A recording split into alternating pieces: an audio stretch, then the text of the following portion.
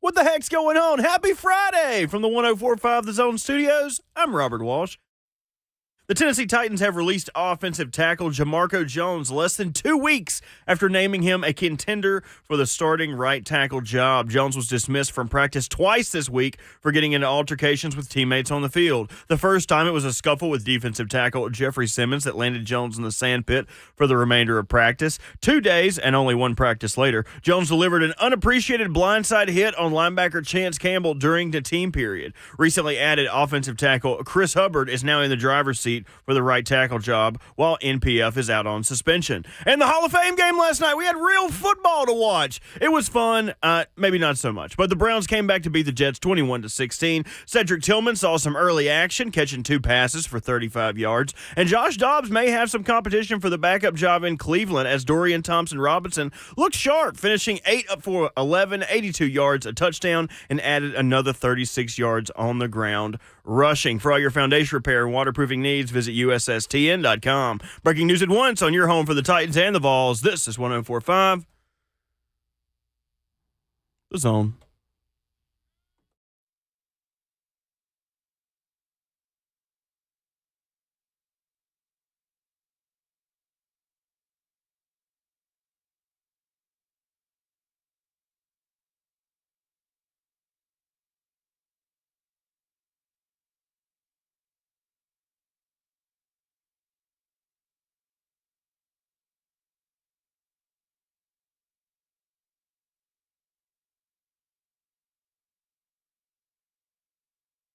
You better. Good morning and welcome into this Friday edition of Ramon, Kayla, and Will. Brought to you by, of course, all Four Season Garage Doors. When trust matters, count on all Four Season Garage Doors in Nashville. Professional garage door installation and repair from a locally owned and family-run business. Visit allfourseasonsgarage.com/Nashville alongside the 11-year NFL veteran and the offensive lineman who will rep for the offensive line even in retirement, Ramon Foster. Yay. We've got Bert, the most interesting producer in the world, also could probably be TJ Hawkinson's brother, Bert Hawkinson, Robert Walsh back behind the glass. Yay. What the heck's going on? What's up, man? I'm Kayla Anderson. Will Bowling on assignment today. I love when people say on assignment. I have no idea what that means, but it sounds good, so we'll roll with it because it's Friday, y'all. We gonna act like it. I was good. And we gonna act like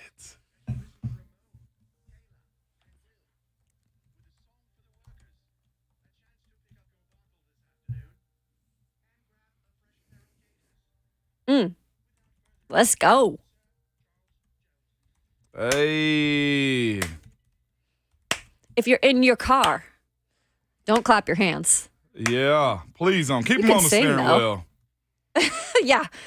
We don't want anybody in accidents this morning. It's Friday, right? As our teammate who's on assignment will say, stay in between the navigational beacons, exactly. okay? And just bob your head a little bit. Yeah, bob your head. Feel that vibe because it is Friday. It's Titans back on the practice field today, Moan. It is. And we've got IndyCar starting up this we weekend. do. I tell you, we've got the Little League World Series and the Nolensville boys and girl, Stella Weaver rep, Yes. showing out there, and we'll get to all of that stuff later. We've got a huge show for you guys. 7:20, we got our guy, Brent Hubbs from VolQuest. Yes. We're going to talk a little Vols because they are back on the practice field. 8 o'clock, like I mentioned, Randy Huth, the head coach of the Nolensville Little League World Series team, just got their first win in the opening game there over Alabama. Bama. And Joshua Perry, our good friend from now NBC Sports. Yeah, That's boy. right. Look at him getting Right? He's getting his. upgrade here. Okay. Got a new title. So he's going to talk all college football because we all know right now it is an absolute mess. Yes. I'm going to have to talk about the Pac-12, which I don't want to, Ramon, but it's okay. It's okay, Kayla. It's all right. We got plenty to talk about. You can join us live on Zone TV, YouTube, Facebook, and Twitch. And, of course, follow us on Twitter at Ramon Kayla, and Will. How y'all doing on this Friday? Guess what? I think it's still raining, though, for the most part. Man, I hope it's done, okay? There's a lot going on here this weekend that we absolutely just need some clear roads for the Nashville Grand Prix. Yeah. But just in general, man, I think it's all right to just let it cool out today. I think today's supposed to be about 86 degrees. Mm-hmm. You got to get out to practice. I'll be out to practice, I think, today. So it's just You're going out there? Let's see some production, Kayla. You know what I'm saying? Let's have a good weekend. So you're going to have to hold it down for the show today because I'm going to be missing practice. I got you.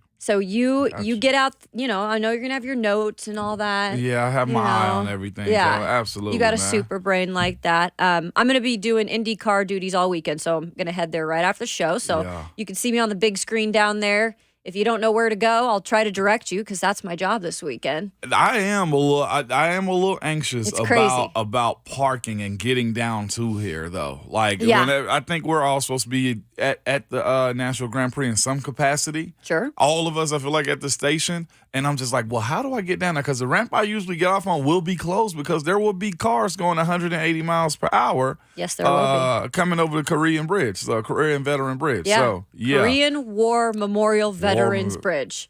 The best advice that I can give you is to just Uber. Just go ahead and let somebody else deal with that. Yeah. That way you get to sit in the back of somebody else's. You seem like a Uber Black kind of guy, like a Uber XL kind man, of guy. you know what? You can't hide money. Uber limo. Yeah, right. Uber helicopter. Yeah, exactly. Can you bring Uber around jet. my Uber Lamborghini, please?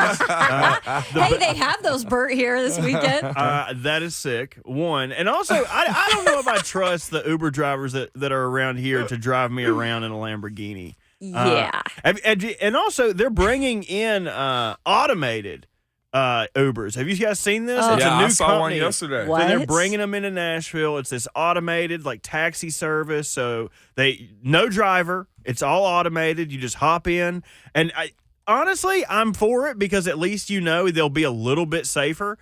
No Uber I've been in here has the one thing they are not worried about is safety. They will get you to your destination and you'll probably save about 3 minutes. Sure. But other than that, danger is afoot. You're holding on for your life. For sure. Yeah. I'm buckling up twice. I'm buckling up the adjacent seat to me. And I wonder, too, if all of those Ubers that are ran electronically will smell good. Because the other thing is when you get in Ubers, you never know what you're in for. So you might as well just keep those masks from the old to put on when you're in an Uber. I saw one. So, I was in Arizona this past weekend. And Arizona's, I think, is one of those places where it's super flat. So I saw numerous amounts of those automatic cars. So much so, me and my wife went to a breakfast spot, right? Mm-hmm. And I saw it, that has all the cameras on it. There's one up top, one up front. They got all kind of devices around the bumpers and corners. There's cameras literally everywhere. How many lanes does it take? Man, it's only one lane, but what's so crazy about it? And I just need to know where y'all at because I'm pro-human, okay? I am too, I'm for the most pro-human. part. Bert, you care about humans, man. Oh, yeah, absolutely. Even as messed up as they are, I somewhat believe that we can make good decisions, Yeah, all right? I would hope you know so. What I'm saying? And so it's hard for me to get in the car where a human's not driving it. But these people that I saw getting out of this automated car, okay, at this brunch site, Sure. I was just like, there's nobody in that car, Keish.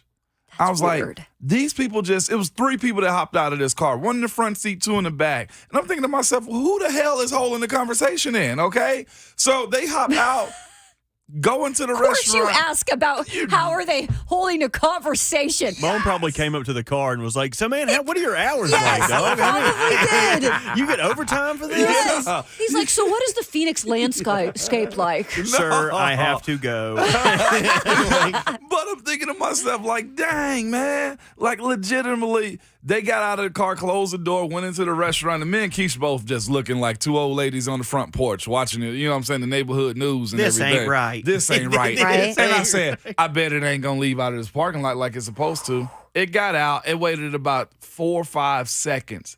That thing, it must have computed. That's weird. And we were in a parking lot. This is like being at a parking lot outside in our workspace here. Drove around the parking lot and exited, y'all. See, that kind of freaks me out just for the fact that, look, just like human error, we have human error all the time. I'll be the first to admit. Isn't there robot error? But the problem, Robot Air, you're still kind of testing these things. What we talking about here, y'all? Like, this thing pretty much dropped people off, felt body weight get up out the car, and say, let me nap. Like, this was a parking lot that was full of cars. It actually had a valet section in it, too, so people running back and forth to get car, and it left about the parking lot. The good thing about the robot is that there's no one there to tell you no. So you're in the back seat like, hey, can I change the radio? You care about smoking here, Mr. Robot Driver? Oh, you don't? See? You have to roll the window down? See, they could not have had these in college because the back seat would have been tore up from the floor up. You get in there and somebody, some like little sick sorority girl would have done uke in the back seat. Yes, we would have. Like, nothing you could have done in college to make me get in a robot Uber. Oh. I'd rather walk. So they are going to smell worse. Probably. There's no one to give you a stink fee. So. Yes. And my degenerate friends would have been all up on the front trying to drive, like grab the steering wheel and stuff, talking back. Hey, make this left right here, little robot-y. It just random stuff, Kayla. Well, I'll tell you one thing. Jamarco Jones may have taken a robot Uber out of this town. Yeah, he did. Because guess what? Talk to us. He's no longer in Nashville. In the words of Babs, he gone. He gone. Yeah, we do not care. We do not care. It was an interesting day at practice, to say the least. Coming up next, the Tennessee Titans will break down their elemental practice yesterday. But the biggest news, offensive lineman Jamarco Jones no longer a Tennessee Titan. Why Double D and Double J may have some similarities. That's coming up next on Ramon, Kayla, and Will here on 104.5 The Zone.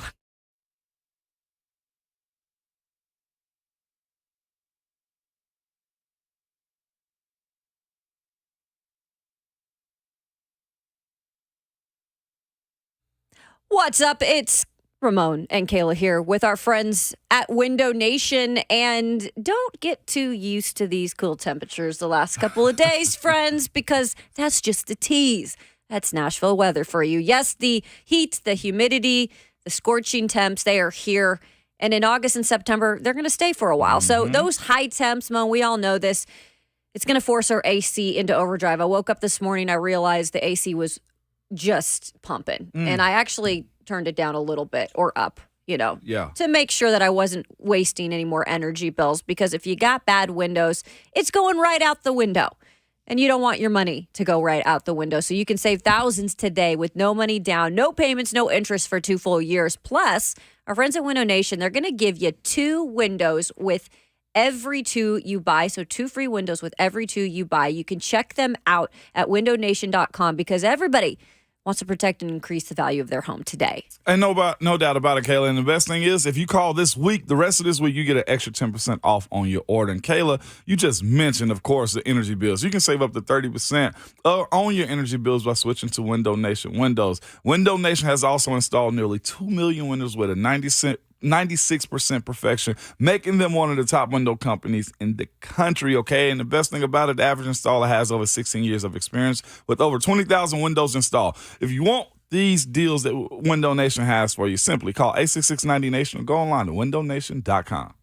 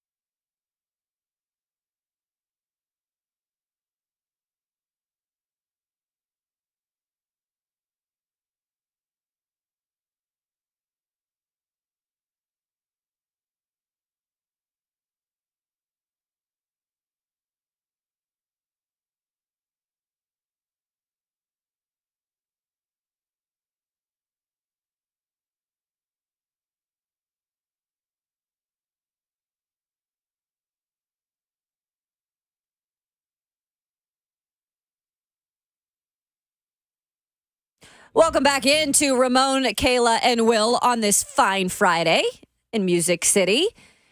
The Tennessee Titans back on the practice field today after an interesting day in the elements on Thursday. So out at practice yesterday, spent probably like 15 minutes, 20 minutes with the rain coming down constantly. Yeah, no. And then lightning struck. And it was like, just like that, the bubble would be filled. And this time of year, you've got more people there wasn't fans there, but there was family members and everything. And then, of course, the media mob, we call ourselves. The media mob. So we're all in the bubble. And, clearly you get a little bit of that practicing in the elements, Ramon. And then like a game, things happen, right? And you got to change course of action. And so they went inside and we got to see what happened next. Yeah. Which this was the biggest story yesterday coming out of camp for the fact that there was actually things that happened after camp. Camp practice day yesterday. We got the news that Jamarco Jones was released by the Titans. So he clearly has had some issues early on here in camp. This isn't the first time that we've addressed Jamarco Jones, who, by the way, had every opportunity to really win that right tackle position with Nicholas Petit-Frere out for the first 6 games because of the gambling suspension. So, obviously on Tuesday, Jones involved in kind of that little bit of a what would you call it? Skirmish or whatever with Jeffrey Simmons. Up. Yeah. Dust up. That's what that was. Yeah, dust up. He went inside for a minute, burnt off some steam, came back, worked in the pits. Jeffrey Simmons worked in the pits. And then yesterday, again, he was involved in a little bit of an incident once they entered the bubble. He got into another little scuffle. This time it was with Chance Campbell and kind of cracked back on Chance Campbell.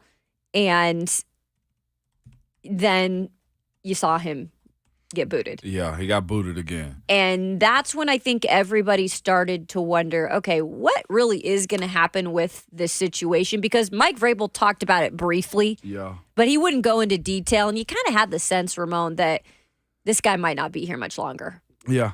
It's fascinating. When we were all in the group chat discussing, I was like, yeah, right, another fight, and lo and behold, he get kicked out. I was listening to Blaine and Mickey yesterday when the news kind of broke a little bit about him fighting. I told my wife in the car then, I was like, he going to mess around and get cut. Because there's one thing, and we heard Coach Mack answer that question passionately yesterday, too. Mm-hmm. He was just like, as far as fighting in practice, I've had fights in practice. I've grabbed some face masks. I've thrown some uppercuts to show I wouldn't break my hand on something. You know what I'm saying? But, there's one dust up. And Coach Mack was right about a few things. He was just like, when he was talking, I was like, Mon, it just takes so much energy. He's like, it takes a lot of energy to fight, a whole lot of energy to break it up, and a whole lot of energy to reset. He's like, plus we're losing time. If we're worrying about you trying to prove to everybody that you're a tough guy, or whether you're frustrated, or whatever the case may be, that's not what we're doing here. We're here to get better as a team. We're here to build a team. We're here to become teammates. We're here to do all of these things, and we have a script. And on those script, and Kayla, what happens at the almost end of every period? There's a horn, and then there's a next period. There's a method into how they break practice down. Those coaches, those managers of the team, Stretch, maybe one of those logistic guys that, hey, practice is going to go from this time to that time, and in that time we need to be here and get off the field. Fighting interrupts that.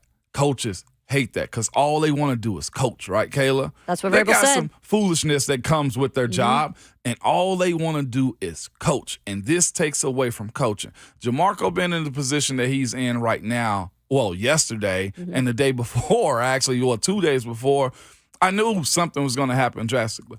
Either he was going to get fined, big time, suspended by the team, or just cut. And coaches have the ultimate silver bullet these days. Yeah. They can flat out cut you. They can flat out say you're no longer employed, and that's what happened to a guy like that. I don't think I've ever seen a situation like this in camp to where a guy has a situation just so advantageous to him. Yeah. You have NPF, as you said, Nicholas Petit-Frere, who's going to have to ride out a 6-game suspension. So So there's an opening right there. You have a guy that's behind you right now, essentially, in Chris Hubbard, that's fresh off the street, trying to compete for a job. It's yours technically to lose. You know this. Jamarco has 3 seasons that are under his belt. He's not even vested yet, Kayla. That means he has to play 3 years and 3 games to become vested. He was going to get those 3 games by simply being on this team because NPF is out. He's not the starter. He ruined a golden opportunity. To say that this is characteristic of the way offensive linemen are, I want to just say not really, not necessarily. Most of the times when it comes down to how we go about it, guys are selfless. Whether you got something personal going on or whether you have something that, you know, that's taken away from you. I don't know if it was the elbow that was frustrating a guy like him. I don't know what it was. He still had the brace on there, so I can't say that was an issue, but I won't say that it wasn't either. But this is my thing, though, Kayla. Everybody has an issue that they're dealing with. Right. I'm not saying that's an excuse. Yeah. But do you feel like he can, in his mind, use that as it's frustrating because maybe he knows, like, that's something that's in his head still. And that's something that, you know, when he gets out there, he feels like he isn't that guy, but he's getting every opportunity. I feel like it's a mental thing more than anything. Well, mentally, just because it wasn't smart to me. That's the only mental that I have. And you can learn from it. It just wasn't smart to me, Kayla. Right. Like that's got to be by far one of the dumbest things that I have known a guy to do. So I've had situations where one of my teammates, he was a lineman, just straight up quit in camp. Right. We may have been 2 days in pads, and those 2 days, I guess, just made him realize, man, I don't want this crap. And you know what? The guy walked into the coach's office, told him, like, man, I want to go do something else. He didn't come to us. Our coaches notified us and was like, hey, he's not going to be with us at practice. Right. And we were like, nah, let's go try to get him, come. He's like, coach was like, no. He's like, why would I let y'all go get somebody that wants to walk out of here? He was like, that's stupid of me, because if you got to force a man to do something, then that means that man doesn't want to do it regardless. So let him go. That's one of those bad weeds we had to get rid of. And he goes on to have a really good career. I think he became a police officer or something like that. He'd rather go. Yeah, that's fine. If you have something else, other people are trying to get that spot anyway. Go do it. Absolutely. Right? That actually led to guys like Chris Hubbard being with our squad. Do you understand that? Yeah. So that created that opportunity for him. Another situation was, and it was documented, was LeGarrette Blount. We were actually playing down here. I know him well from Oregon. You know what I'm saying? Yeah. So we were actually playing down here in Nashville against the Titans, and he pretty much quit on us during the middle of the game. Walked out, went to the dressing room, got dressed, went to the bus. He always had a temper, Ramon. Oh, I didn't know like that because he was a cool dude. Yeah. But that situation kind of arose because I think he wanted to share some of those carries with Le'Veon, and Le'Veon just was hot at the time. Probably frustration of his role. But I'd never seen a guy be that frustrated during the middle of a game to where you decide to quit. Now, I'll say this. He spun that into another Super Bowl ring. You know what I'm saying? So sometimes it just works out for him. I think he may have wanted out. I don't know Jamarco had a plan to get out of not being a Tennessee Titan. Again, starting in this league is hard too, Kayla. Well, that's one thing I'll tell people. Like, everybody want to be a starter until you realize you got to do this over and over and over and over. And to keep your job as a starter. Come on. Right? So I'm not saying that he didn't want to start, but I just can't, me personally, this is me talking, just myself. Give me the opportunity to come off the bench and the sideline to become an NFL starter. We're talking about the top 1%. Like, to be in the NFL is the top 1%. But to become a starter, though, Kayla, like, we got to weave through a little bit more. Like, you weed even more people out. 0.5%. Like, you're an NFL starter. There's a lot of pressure in it, but the guys that I know are jumping at that opportunity. Well, and that's what I'm going to get to you in a second on, but when Ryan Tannehill spoke yesterday, he was asked about the offensive line. This was clearly before Jamarco Jones was released. But I was interested to see, really, from Ryan's perspective, how he feels like this offensive line is coming along. Because, look, let's remind ourselves, at that left tackle position last year, when Dennis Daly was being a turntable, that led to Ryan Tannehill having 2 ankle injuries. Yeah. And this is something I'm sure Ryan, in the back of his mind, is thinking, oh, gosh, just please at some point, let's get this settled. This does not help. No. Because now at the right tackle position, you've got Jamarco Jones. He gone. Chris Hubbard, your former teammate. He's new here. He's new. And look, he's a pro. Everything about him's a pro, but that doesn't mean he's going to come in and he's going to be out of the gates ready to do. He got to knock the rust off, too. Yes. Absolutely. And then you got Jalen Duncan, the rookie. Y'all know he has physical traits. Don't get me wrong, but you guys, he's not a starter right now, in my eyes, right now. Right. Okay? Right. There's still a lot of work to be done in terms of also learning the game at this level where, a guy like Chris Hubbard already knows it. Absolutely. So here's what Ryan Tannehill said on currently what he feels about the offensive line and then Ramon. We're going to talk about some options after that.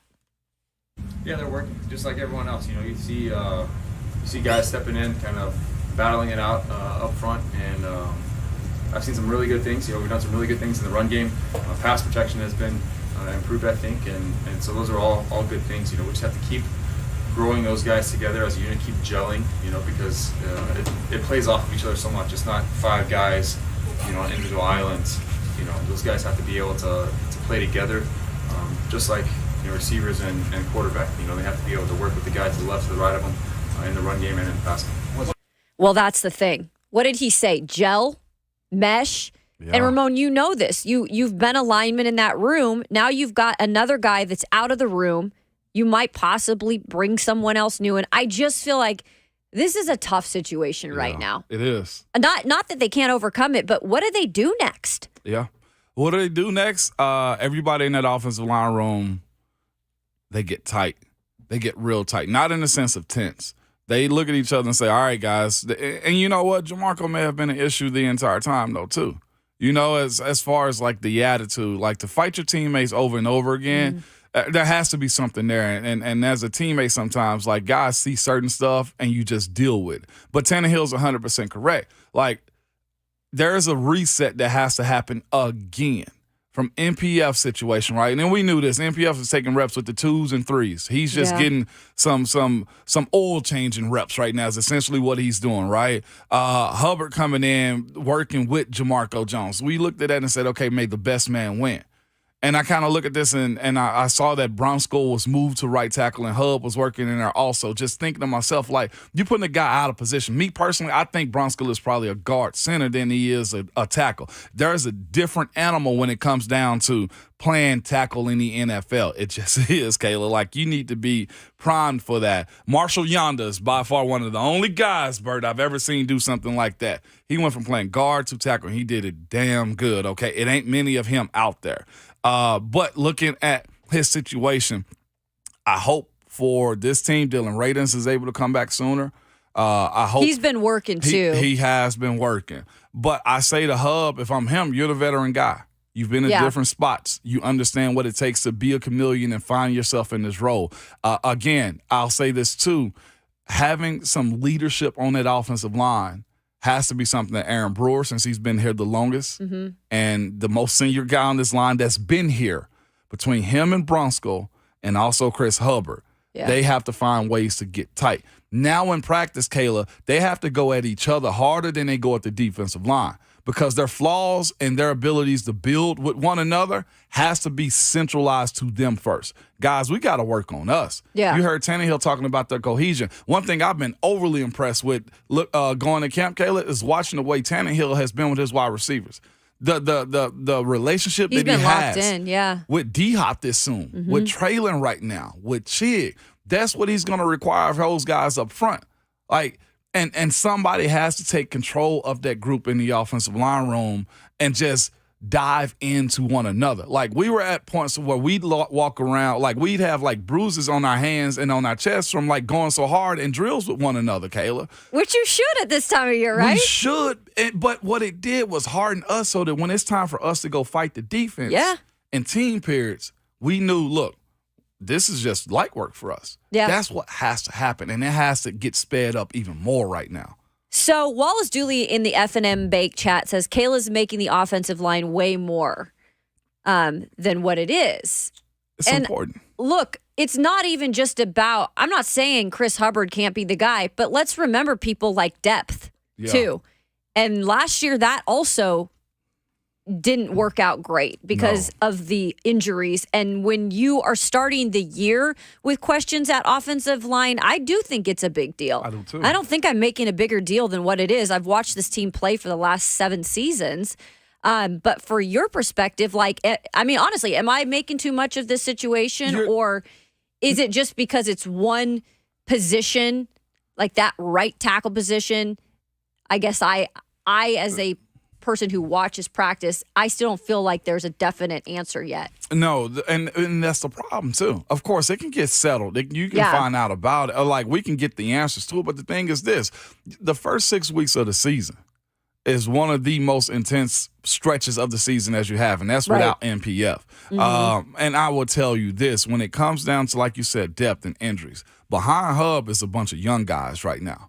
Jalen Duncan, like that's we what we mentioned. have going on right now. Behind Hub is a bunch of young guys. And with that being said, injuries do happen. So if you don't have Hub for the first 6 games automatically, then you have a bigger issue on your hand in trying to sustain this team. We can talk all that crap about Ryan Tannehill as much as we want to, right? Yeah. As far as what he means to this team and how some people love him and some people are ready to get rid of him. Quarterbacks need protection. Quarterbacks need to be able to have a run game that allows him to be able to free up and throw the ball too. I think we recognized that last year with the turnstile of Dennis Daly was at left tackle. If you can't protect the quarterback, then you cannot have an operating offense that can throw the ball through the air. Yeah. You give all the crap to Tannehill as you want to, but when that man is protected and comfortable in the pocket, he can deal. And we've seen that before. So no, it's not over stating it, Kayla, to say this is an issue. It is an issue now. You're down another capable body at right tackle in the offensive line with a bunch of young guys behind them. Behind them right now is John LeGlue, who's played it, Jalen Duncan, and a few other guys that you say to yourself, I know them, but I'm not comfortable with them. And that's all right to say too. Well, here's the thing. We'll continue this conversation because there's a lot of offensive linemen right now who are getting injured, and that's going to leave less and less people on the market. So we'll get into that. Plus, the defense looking good again yesterday at St. Thomas Sports Park. We'll tell you about the player that continues to impress and why it's a big season for him. That's coming up next on RK Dub on 104.5 The Zone.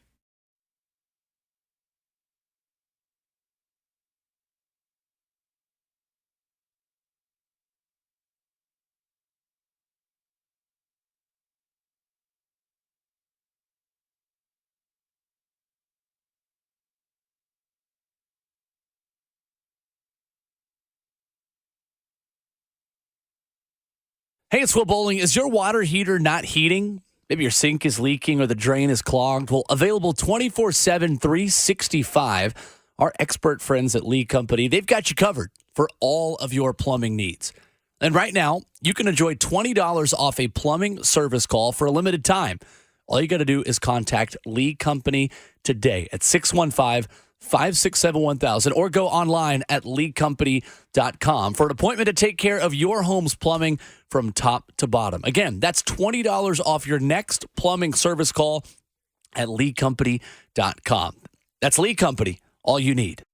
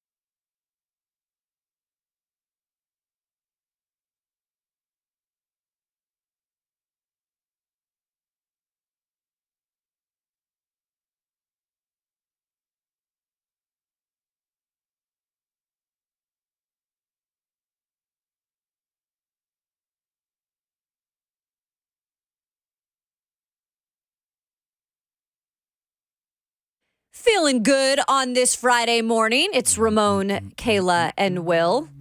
Bert back there spinning the hits as always.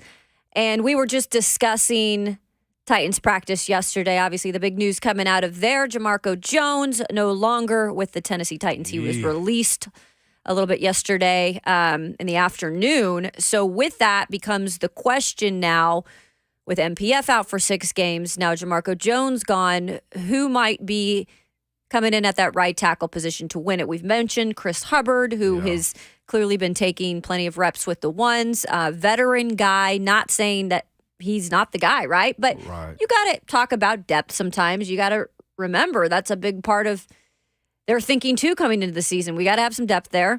You still want to make it a competition, too. Yeah. And what's interesting, guys, and you brought this to my attention yesterday because I wasn't able to watch all of the Hall of Fame game, but obviously there has been some injuries as of late on the offensive line.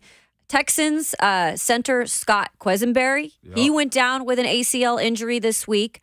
And then left tackle Mekhi Becton for the New York Jets limped off the field yesterday in the Hall of Fame game. And Ramon, you said this is like the most injuries you've kind of seen early on in training camp from the O-line. It is, and it's just such a prime position, too, right now. I think, and I don't know where this awareness is coming from as far as, like, the OL. I just think most people believe, all right, like, your bigs lead the way. They're the biggest group, biggest bodies on the team, too. So we got to have good quality ones. It sucks for teams, and it honestly sucks, truthfully, for the Titans in a situation like this because there are not many valuable bodies out there. With the expansion of the practice squad, teams are just hoarding guys right now. That's true. You know, so it's fascinating. Bert, where you at on this situation, man? You kind of have a good, viewpoint of all of this. Yeah, I just feel like this can be viewed as a positive for them with Jamarco because you've got to figure out if somebody's going to be a dumbass like this, you can't have these unforced errors that are limiting your offense because, honestly, we haven't seen too much out of this offense to know what this iteration with Tim Kelly's going to look like. But in my mind, you can't afford to go from 2nd and 5 to 2nd and 20 with this offense because you can't dink and dunk your way out of that. You're kind of taking your advantage away from yourself by putting yourself that far behind the sticks. So if you could figure out that, we don't have this guy in here that's going to commit these dumb penalties and put our offense behind the 8 ball. Yeah. If now you have Chris Hubbard, a guy who maybe he'll commit a false start and you get a 2nd and 10 instead of 2nd and 5. Like, it's just, in my opinion, this is a positive. To lose his upside is one thing, but as long as you're not having to deal with these dumb penalties and him doing stuff like this, that, like, say the Titans are on a big drive. These first 6 weeks are imperative because they've got a tough stretch of games. Yeah, they do. Say they're on a tough drive and Traylon Burks makes a fantastic catch, like 5 seconds left on the clock, but all of a sudden, Jamarco Jones committed a personal foul, and now instead of it's 2nd and 15 now, and it just stalls your entire drive out and takes you out of position. So figuring this stuff out now is imperative, and honestly, I think it's a positive that we don't even now. Everybody else gets to get reps in preseason games. Everybody else gets to get reps at right tackle, and you get to see what you have aside from the Dennis the Menace style character that Jamarco Jones was. Right now, so we have Double D. Now we got Dennis the Menace. Like sometimes you just got to weed some of those guys out, and you're right, Bert. I mean, you don't want that affecting you later down the line. Like I had mentioned earlier this week, the Tennessee Titans are one of the least penalized teams in the league. They're at number 10 in that category. It's something that Mike Vrabel takes very seriously for that reason. Like, you don't want to be stalling that offense. You want to take advantage of every single drive when you're out there. And there were issues, even when Taylor Lewan was here. With the penalty situations. Lewan can at times get away with it because, for the most part, when he was healthy, he was good, right? Yeah. But that's not the fact for a guy like Jamarco Jones who's just trying to, win a position and be out there and fill in for a guy like Nicholas Petit-Frere at the time. And I feel like we need to mention the first 6 games real quick, though, too, just so we know. It's 3 away and 3 at home. At New Orleans Saints, Chargers at home, at Cleveland Browns, Cincinnati at home, at Indianapolis, and Baltimore Ravens and London. It's no easy streak right there. It's not. And you have said time and time again, like, we don't know even in the beginning, even if they're ready to go with their right tackle with being Chris Hubbard and everybody is gelling and meshing, Is it a little different, though, once you hit the field in an actual game? Isn't there still some learning that you have to do? It is, because you have to get used to the referees, the timing, also longer drives, short drives, change of game situations that have to go into play too. And that's just one of those things you gotta walk together now. We can't leave anybody behind, and that's what it's all about, Kayla. It's people tell you NFL season is more like an airplane. Mm-hmm. You need to be ascending. You need to be ascending and then get to a point of just cruise control where you just say, yeah, we're good right here. And that's all you want. Do you see any more shuffling going around? Because I know people have mentioned Daniel Brunskill, who has really been more so at the right guard position, moving him over. I just think they don't want to do any of that if they don't have to. It's easier to try to just fill that one spot than to have to shuffle everybody else. It's exactly as you just said. Yeah. It's only one spot we need to fill. Let's leave Bronsko, and you got a veteran guy like Hubbard in. And, of course, Ajuku is another guy that we spoke about, the young fella that's on the Titans roster, too. There are options out of Boise there. State, yeah. Out of Boise State. There are options there. But it's a matter of how comfortable you are as a team with them and how much they're willing to grow up. How big is it for Aaron Brewer? You mentioned his name earlier, and I think he's been doing a fantastic job of just leading that room. We've talked to Ryan Tannehill. He's in a lot of meetings with the quarterbacks, just trying to get that communication for when the season is ready, because there is communication that has to happen with that center and the quarterback. But how big is he right now to that room? And being a guy that this is his first role is really the leader, the quarterback of that line with Ben Jones, not retired, but no longer playing with the Titans. And that's what's so unique about it. This could be awesome for a guy like Brew, though. Just because watching guys and myself have to be in that spot to work, like stuff messes up around you, like losing one of your starters or the guy getting cut like this, it forces you to grow up even more. It forces you to say, if I'm feeling pressure, everybody in this room is about to feel pressure. So because of that, if he assumes this leadership role even more, one, I think he has a whole lot of money in Vrabel's emotional data bank, right? Like when it comes time to next year him getting re-signed, and it just really will force him to be a better pro. It'll be good for him to take on this role again, to be more vocal, be more guy that's out front, because right now he has all the right. He was the only one in his team that started the whole 17 last year. You're right. Well, on the O-line. On the O-line, yes. Yeah. 1 hour already in the books. Like, how does that happen? I don't even know. It's because it's a Friday, I guess. We will have Brent Hubbs from VolQuest joining us at 7:20, but first we will get to the defense, dominating a little bit yesterday, and Christian Fulton just continuing to literally flex his muscle out on the practice field. We'll get to that all next, coming up on RK Dub on 104.5 The Zone.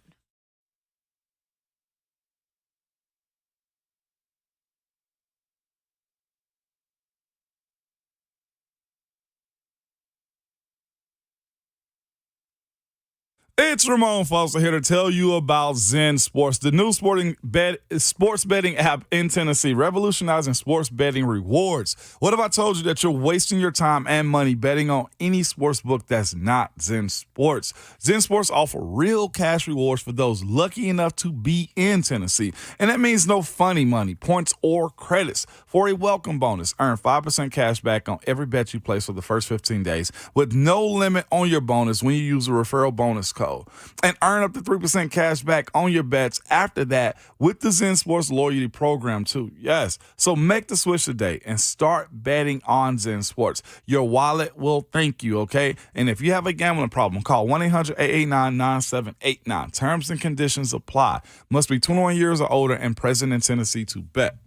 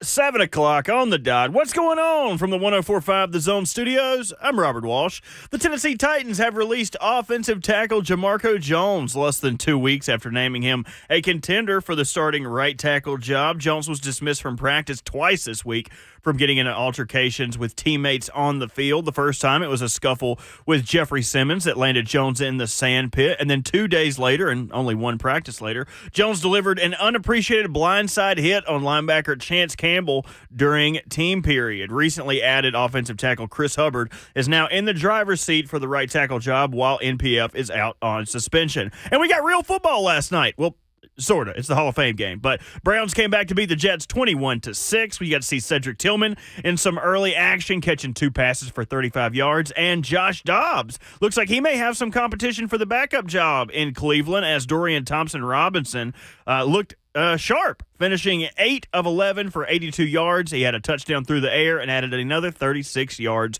on the ground. Some quick hits from around the league. The Texans center Scott Quessenberry tears his ACL, and the Bears add Yannick Ngakoue, signing him to a 1-year, $10.5 million contract. For all your foundation repair and waterproofing needs, visit USSTN.com. Breaking news at once on your home for the Titans and the Vols. This is 104.5 The Zone.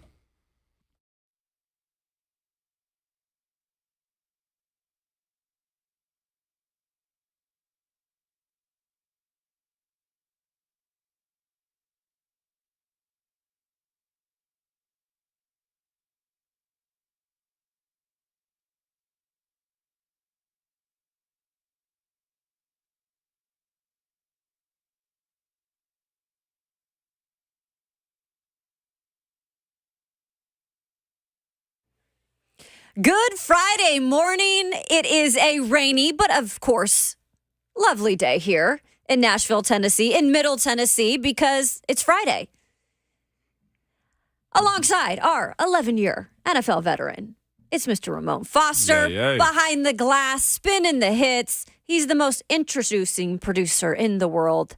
It's Robert Walsh. It's Bert. I'm Kayla Anderson.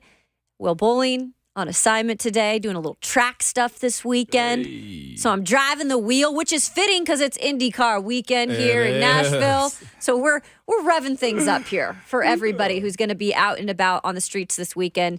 Remember, be safe out there, but have a lot of fun. Of course, we're powered by All Four Seasons Garage Doors. When trust matters, count on All Four Seasons Garage Doors in Nashville. Professional garage door installation and repair from a locally owned and family-run business. Visit allfourseasongarages.com/Nashville.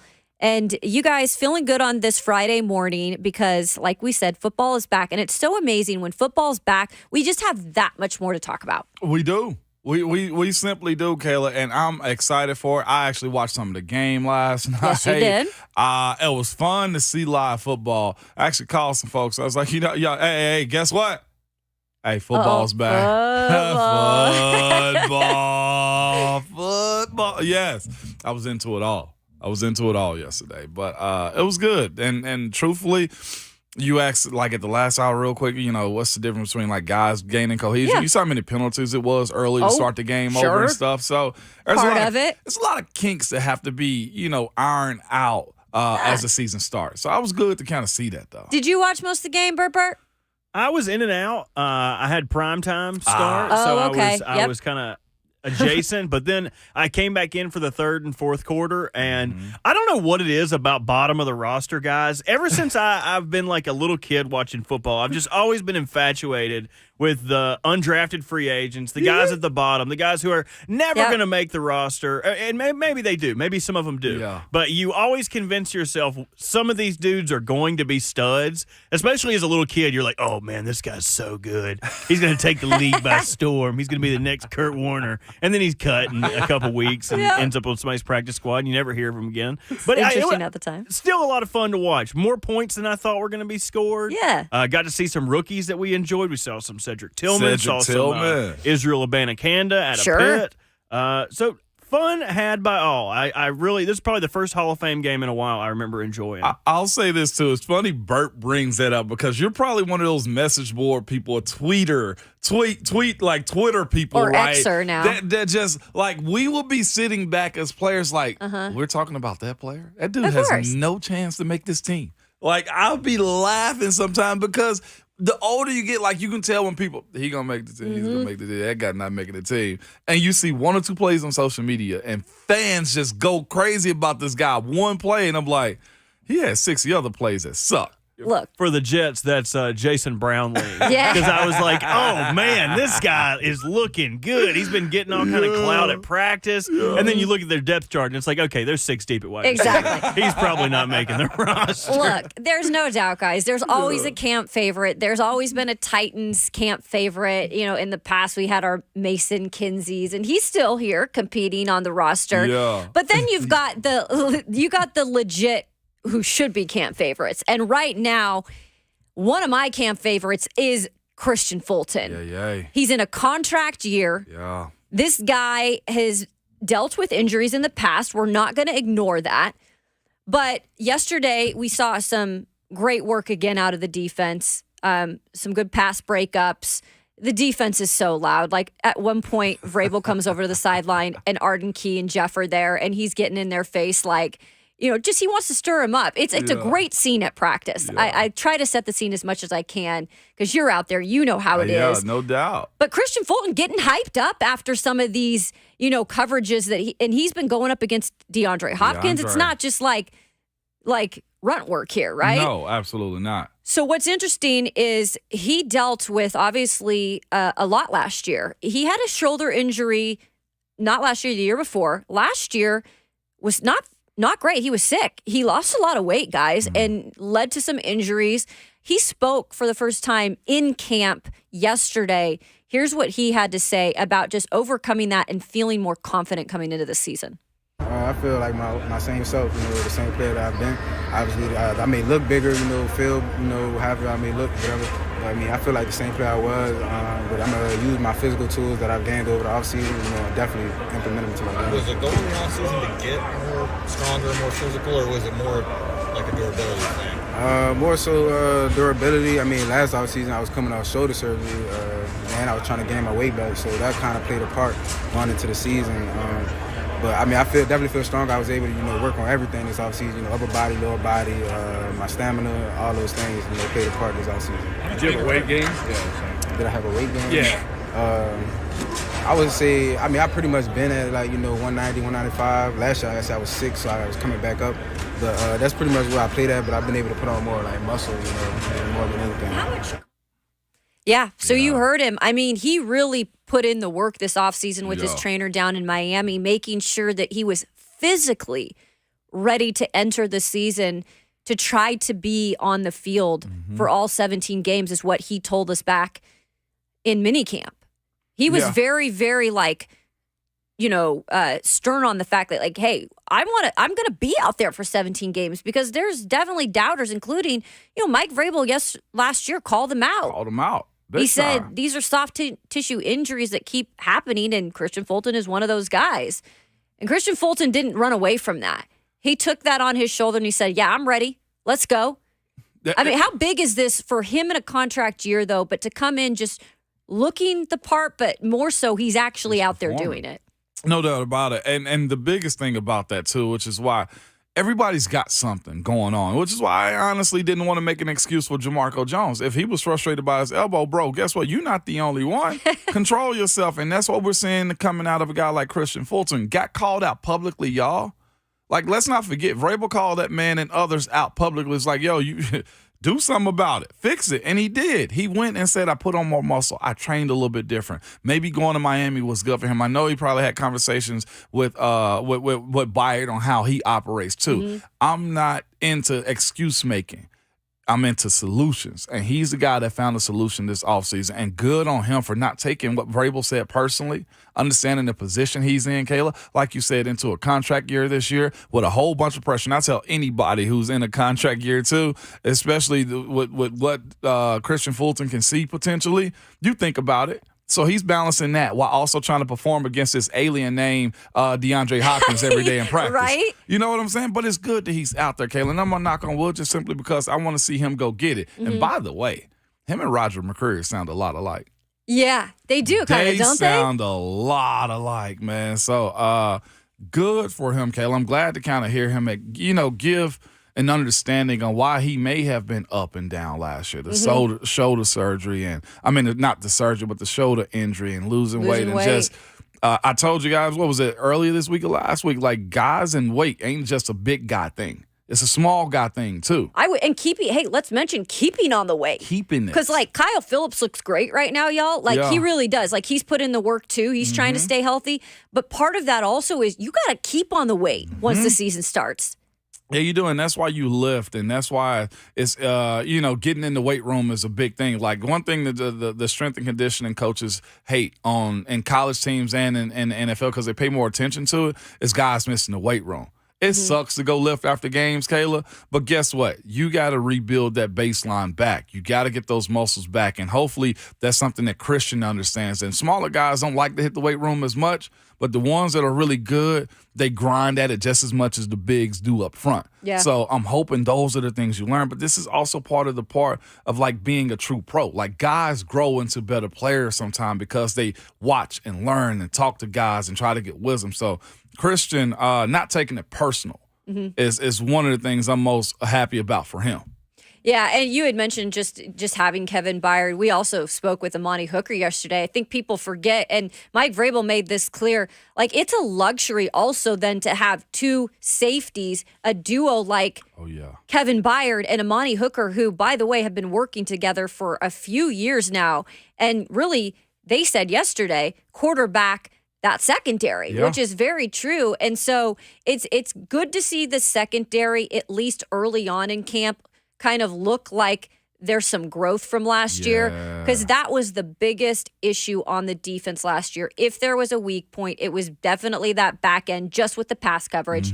That was something. The run defense, out of this world, right? Yeah, no and doubt. It starts with that, right? It does. But you have to make sure to shore things up on the back end as well. And it seems like that is what is happening here with Chris Harris, the new DB coach. So everything looking good in terms of just the health of that unit and just kind of the mentality going into camp. When we return here on Ramon, Kalen, Will, we're going to have our good friend Brent Hubbs. He knows Ramon Foster really well, too, from those recruiting days. But the Vols back at practice.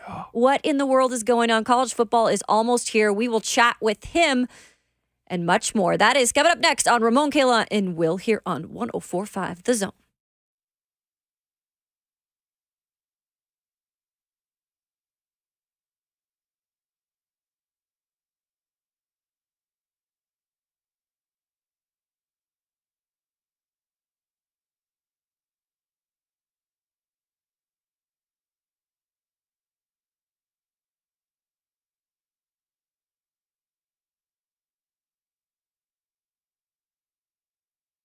Genesis Diamonds, if I can get the word right, diamonds, okay, they're forever. But I'm here to tell you this. They're opening up the vault with their largest GIA Diamond event ever, starting Saturday. Yes, if you're going to the race, stop by Genesis first, all right? But because it's for a limited time. All Genesis GIA Diamond engagement rings will be marked down 20%. Fellas, here's the thing about an engagement ring. You can buy it now and just save onto it, especially if you're saving 20%. A diamond is forever. I keep telling you guys that. And right now, that's 20% below at Genesis already unbeatable prices. This means you can buy like a dealer buys with deep discounts on over $10 million in stunning diamond rings.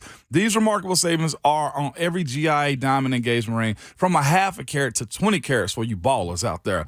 All shapes too, rounds, princess cuts, cushion cuts, emerald cuts, ovals, pear shapes. Remember, all Genesis diamonds are hand-picked, come straight from the diamond cutters, and are graded by GIA, the most prestigious gem lab in the world. At Genesis, you know their everyday prices are unbeatable, but for this event, they're taking value to a whole new level with an additional 20% in savings. That's a lot, y'all. I promise. That's at least the taxes and more. So don't miss this chance to save like never before on that exquisite diamond ring. Buy like a dealer does starting this Saturday for a limited time exclusively at Genesis Diamonds, and it's limit one per customer. They're located in Green Hills and Cool Springs. See store for details.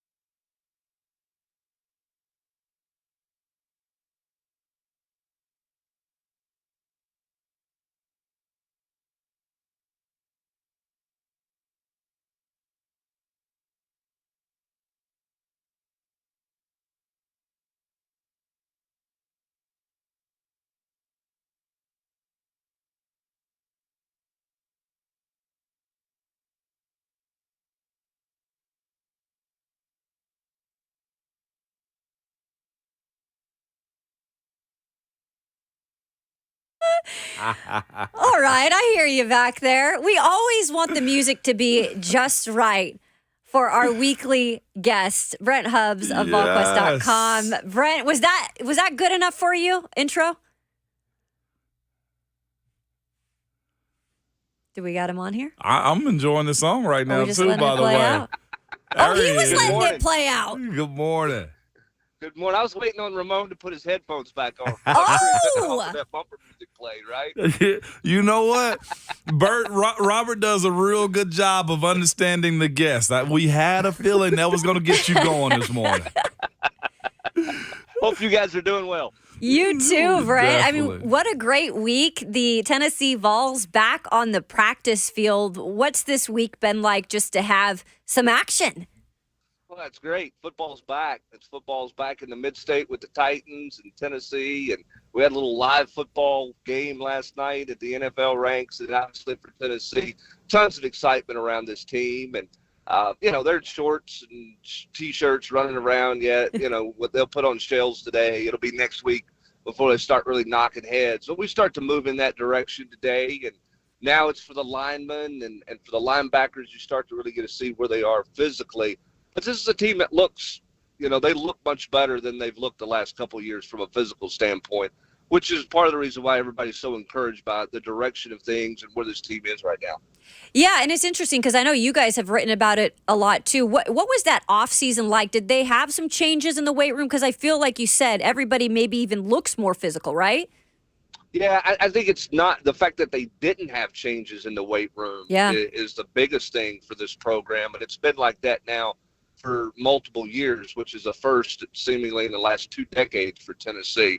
I guess, Ramon, you had the same strength coach probably your whole tenure there, but you had guys that, they went through 4 years of football and had 4 strength coaches. And those 2 strength coaches do it the same. Their focus is different. How they go about things is different. And the fact that they've got continuity there has allowed guys to build multiple off seasons in a row. And you're seeing the effects of that. You're also seeing the benefits of those guys enrolling at midterm. You look at 2 freshman linebackers and Arian Carter and Jeremiah Thielander, 2 guys that came in around 208, 210, maybe somewhere in that ballpark. Those guys are pushing 230-plus pounds right now. They put on about 20 pounds since they arrived in January, not since the end of spring practice, but since they arrived in January. And that's all about nutrition. That's all about the weight room. It's so scientific now. You don't go to McDonald's when you get a craving, you go make a smoothie shake or whatever. There's a real science to it, and Tennessee's got a great plan in place. It's been consistent, and you're seeing the benefits of that. John Campbell's an offensive tackle. Body fat change on him has been dramatic at the left tackle position from where he was when we saw him in spring practice to now. Really a nice drop in body fat. He's moved some weight around and added some strength. Looks leaner, looks more athletic, and that was a big priority for him this offseason. That's fascinating right there to hear that. Just on all accounts, man, on how the game has changed so much. And to think, I thought we had it good, Brent. Well, I mean, you went and grabbed McDonald's someday. We right? did. I mean, this is a deal. Part of the thing, too, Ramon, is with them having morning practices, what they'll do is, they'll get a breakfast or a brunch or lunch, whatever, after practice is over. When class is going, they'll take that to class. Today, they take it back to their dorm, or they eat down in the cafeteria. Then they'll come back, and this is in the regular season when classes are going. After they practice in the morning, go to class, they come back for afternoon meetings, start 3 o'clock, something like that, and they'll meet through till supper time, and then they go back downstairs to the cafeteria, and they eat a controlled menu, a menu that a chef and their staff is making in conjunction with the nutritionist staff. And that eliminates that, hey, I'm going to stop at McDonald's or make a run to the border for Taco Bell or, whatever you guys were eating when you were there that, when you went to lunch before class, you weren't necessarily coming to the cafeteria or going to Gibbs to eat. You were leaving your apartment and you were hitting the first drive-through on the way to campus. It really takes that option out of the equation for the players. And that, as small as that seems, that is a benefit to those guys. It really is, and it goes a long way, too. One thing that I always appreciate is about training camp at all levels is the freshmen. And one of those guys, man, a local guy, Nathan Robinson from right down the street here in Greenbrier, he said that he was certainly shocked and really didn't understand that it was a smack in the face the first day. What is that first day like? How fast is this practice for a young fella to say this? Well, it's really fast, and it's really intense. He's also making a move. I mean, he played linebacker for 3 years in high school, then played off the edge his senior year at Greenbrier. And, now he's playing as an interior offensive lineman, and he's meeting up with Javante Spraggins, who's played 3 years in the SEC, and he's meeting up with a senior in Ollie Lane, and these guys who have been in the weight room and are grown men. And so he had a couple things going on for him. He was here, he saw it, but he didn't really he didn't know exactly what it was going to be like. So he's getting shoved around, even though they're not in pads. He's getting shoved around by those guys. And then he's being coached by a 30-plus year veteran of college football in Rodney Garner, who has, it's tough love is an understatement. I mean, you got to be mentally strong, and you have to grow in your mental strength to understand playing for Coach Garner. Now, once you get there, he's great to play for. But those first couple of days where you feel like you can't do nothing right, I mean, I remember Byron Young telling me when he got here, and he loved Rodney because Rodney found him. I mean, if it weren't for Rodney, I don't know, he might be back at the Dollar General because I don't know if anybody would have found him coming out of the junior college ranks. So he was, so appreciative of Rodney Garner. But he said, my first 2-3 days of practice at Tennessee, and he went through spring, he said, I thought I was the worst football player on the planet. Like, I couldn't I couldn't do anything right. I couldn't even line up in a stance the right way. Because I would get down for a rep in a stance, and I would think it felt right. Rodney would look at it and say, no, that's terrible, get out. Mm-hmm. And I'd lose the rep because my rear end was too high or whatever. So it's the intensity of that got Nathan Robinson on the first couple of days. Now, he was buttered yesterday, but day one for Nathan Robinson was, I'm the worst football player in the history of mankind. What am I doing here? And he'll fight through it, and he'll be fine moving forward because that's who he is. That's the way he was raised by his parents. But it was pretty funny to hear his realness and rawness when he met the media yesterday about the first couple of days on the practice field. No doubt, man. And we have Brent Hubbs with us this morning, VolQuest, and talking Vols right now, too. The offensive line, man, just real quick, I'm going to get in and get out of that one because I have a tendency to stick around those dudes for some reason, okay? But Gerald Mincey and John Campbell, those two guys are very unique. You have one been a transfer guy, both of them been a transfer guy, but Mincey's been there. And it almost seems like right now it's John Campbell's job to lose in a sense when I thought Mincey did well enough last year. Yeah, and what's interesting to me is I really thought that we would see Mincey on the right side because I think athletically, when you look at their tackle body group, the two best athletes at the tackle position are John Campbell and Gerald Mincey. To this point, we've only seen Mincey at the left, and he's been splitting reps with John Campbell, but Campbell's been getting, I guess, the first-team reps. I ain't worried about that until they put on some pads and hit somebody right there. That's not a big deal. The bigger surprise to me is we've not seen Gerald Mincey work yet on the right side. So is he going to stay on the left, and it's going to be those two on the left, and then the right side is going to be J.J. Crawford and Dane Davis? We'll have to see. They like the cross-train. But I'm surprised Mincey has not gotten, even without pads, just from a technique standpoint, hands and everything that's opposite left side to right side. I'm surprised we haven't seen him when we've been out there work on the right side. But we'll see what that looks like moving forward. Here's the thing, too, Ramon.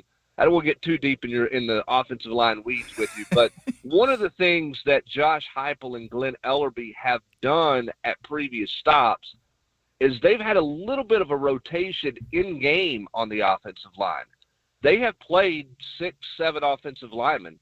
Because of the pace and the way they played, there have been times where they've rotated at the guard spot or rotated at the tackle spot. They haven't done that at Tennessee, in part because they haven't really had the bodies. They did it a little bit last year with Gerald Mincey and J.J. Crawford, but we haven't seen that elsewhere. I mean, you weren't taking Darnell Wright off the field, Jerome Carvin off the field. But do they get to the point where they go into a game saying, hey, we're going to play, we're like running backs, the third or fourth series, we're going to rotate and play a different guard at left guard, or we're going to play a different tackle. I don't know, They have done that in the past, which is a little bit unique because most coaches like that continuity of the 5, and they don't want to mess with that continuity. And you guys play the entire game, and they don't play any backups, and you're lucky to get a water break. And you ain't getting hurt. You better get back up and limp back to the huddle, right? You doggone right, man. I tell you, you're 100%. It almost sound like they got a defensive line rotation. I would have loved that, man. With that being said, though, too, speaking of rotation, we got to figure this one out going into the season. But Brew McCoy, Deontay Thornton, Ramel Keaton, Squirrel White, along with a plethora of talented young sophomores and freshmen that have just got recruited by Heupel and his staff. How is this wide receiver group going to work itself out? Well, it'll be fine. I mean, now they've generally just played 3 to this point. I think they're going to be really comfortable to start the season with 4, and that's Thornton, White, Brew McCoy, Ramel Keaton. I think the bigger question over the course of the next 3 weeks for this team in fall camp is out of those young guys you mentioned, Chaz Nimrod, Caleb Webb, Nathan Laycock, guys like that, who emerges to say, hey, you better not forget about me. You can count on me. Because right now, if they line up to play a game, I think they would feel comfortable with 4. I'm not sure where they would be behind them. Yeah. Now, the last 2 years, they basically have played 3. And they've been 4. They played 4 last year because Cedric got hurt. But we would not have seen a lot of Ramel Keaton last year if Cedric Tillman had stayed healthy. So what happens if you have an injury there? That's why one of those young kids, a couple of those young kids need to continue to emerge. Nimrod probably had the best spring of those young guys. Yeah. Which of those guys kind of carries that momentum, builds some momentum coming out of summer and says, hey, I'm ready to play? I don't think it's Laycock right now. I think it's going to be Nimrod probably as the next guy, then probably Caleb Webb. But we'll see how it shakes out this summer. But they're in love with Dante Thornton. They think he can play inside, outside. Obviously, Squirrel White's an inside guy. Brew McCoy's healthy, comfortable, playing faster. And I don't know what it is with you guys and number changes, but Ramel Keaton looks totally different in a single digit. Like Ramel Keaton's like, he's got his ankles and his shoes splatted.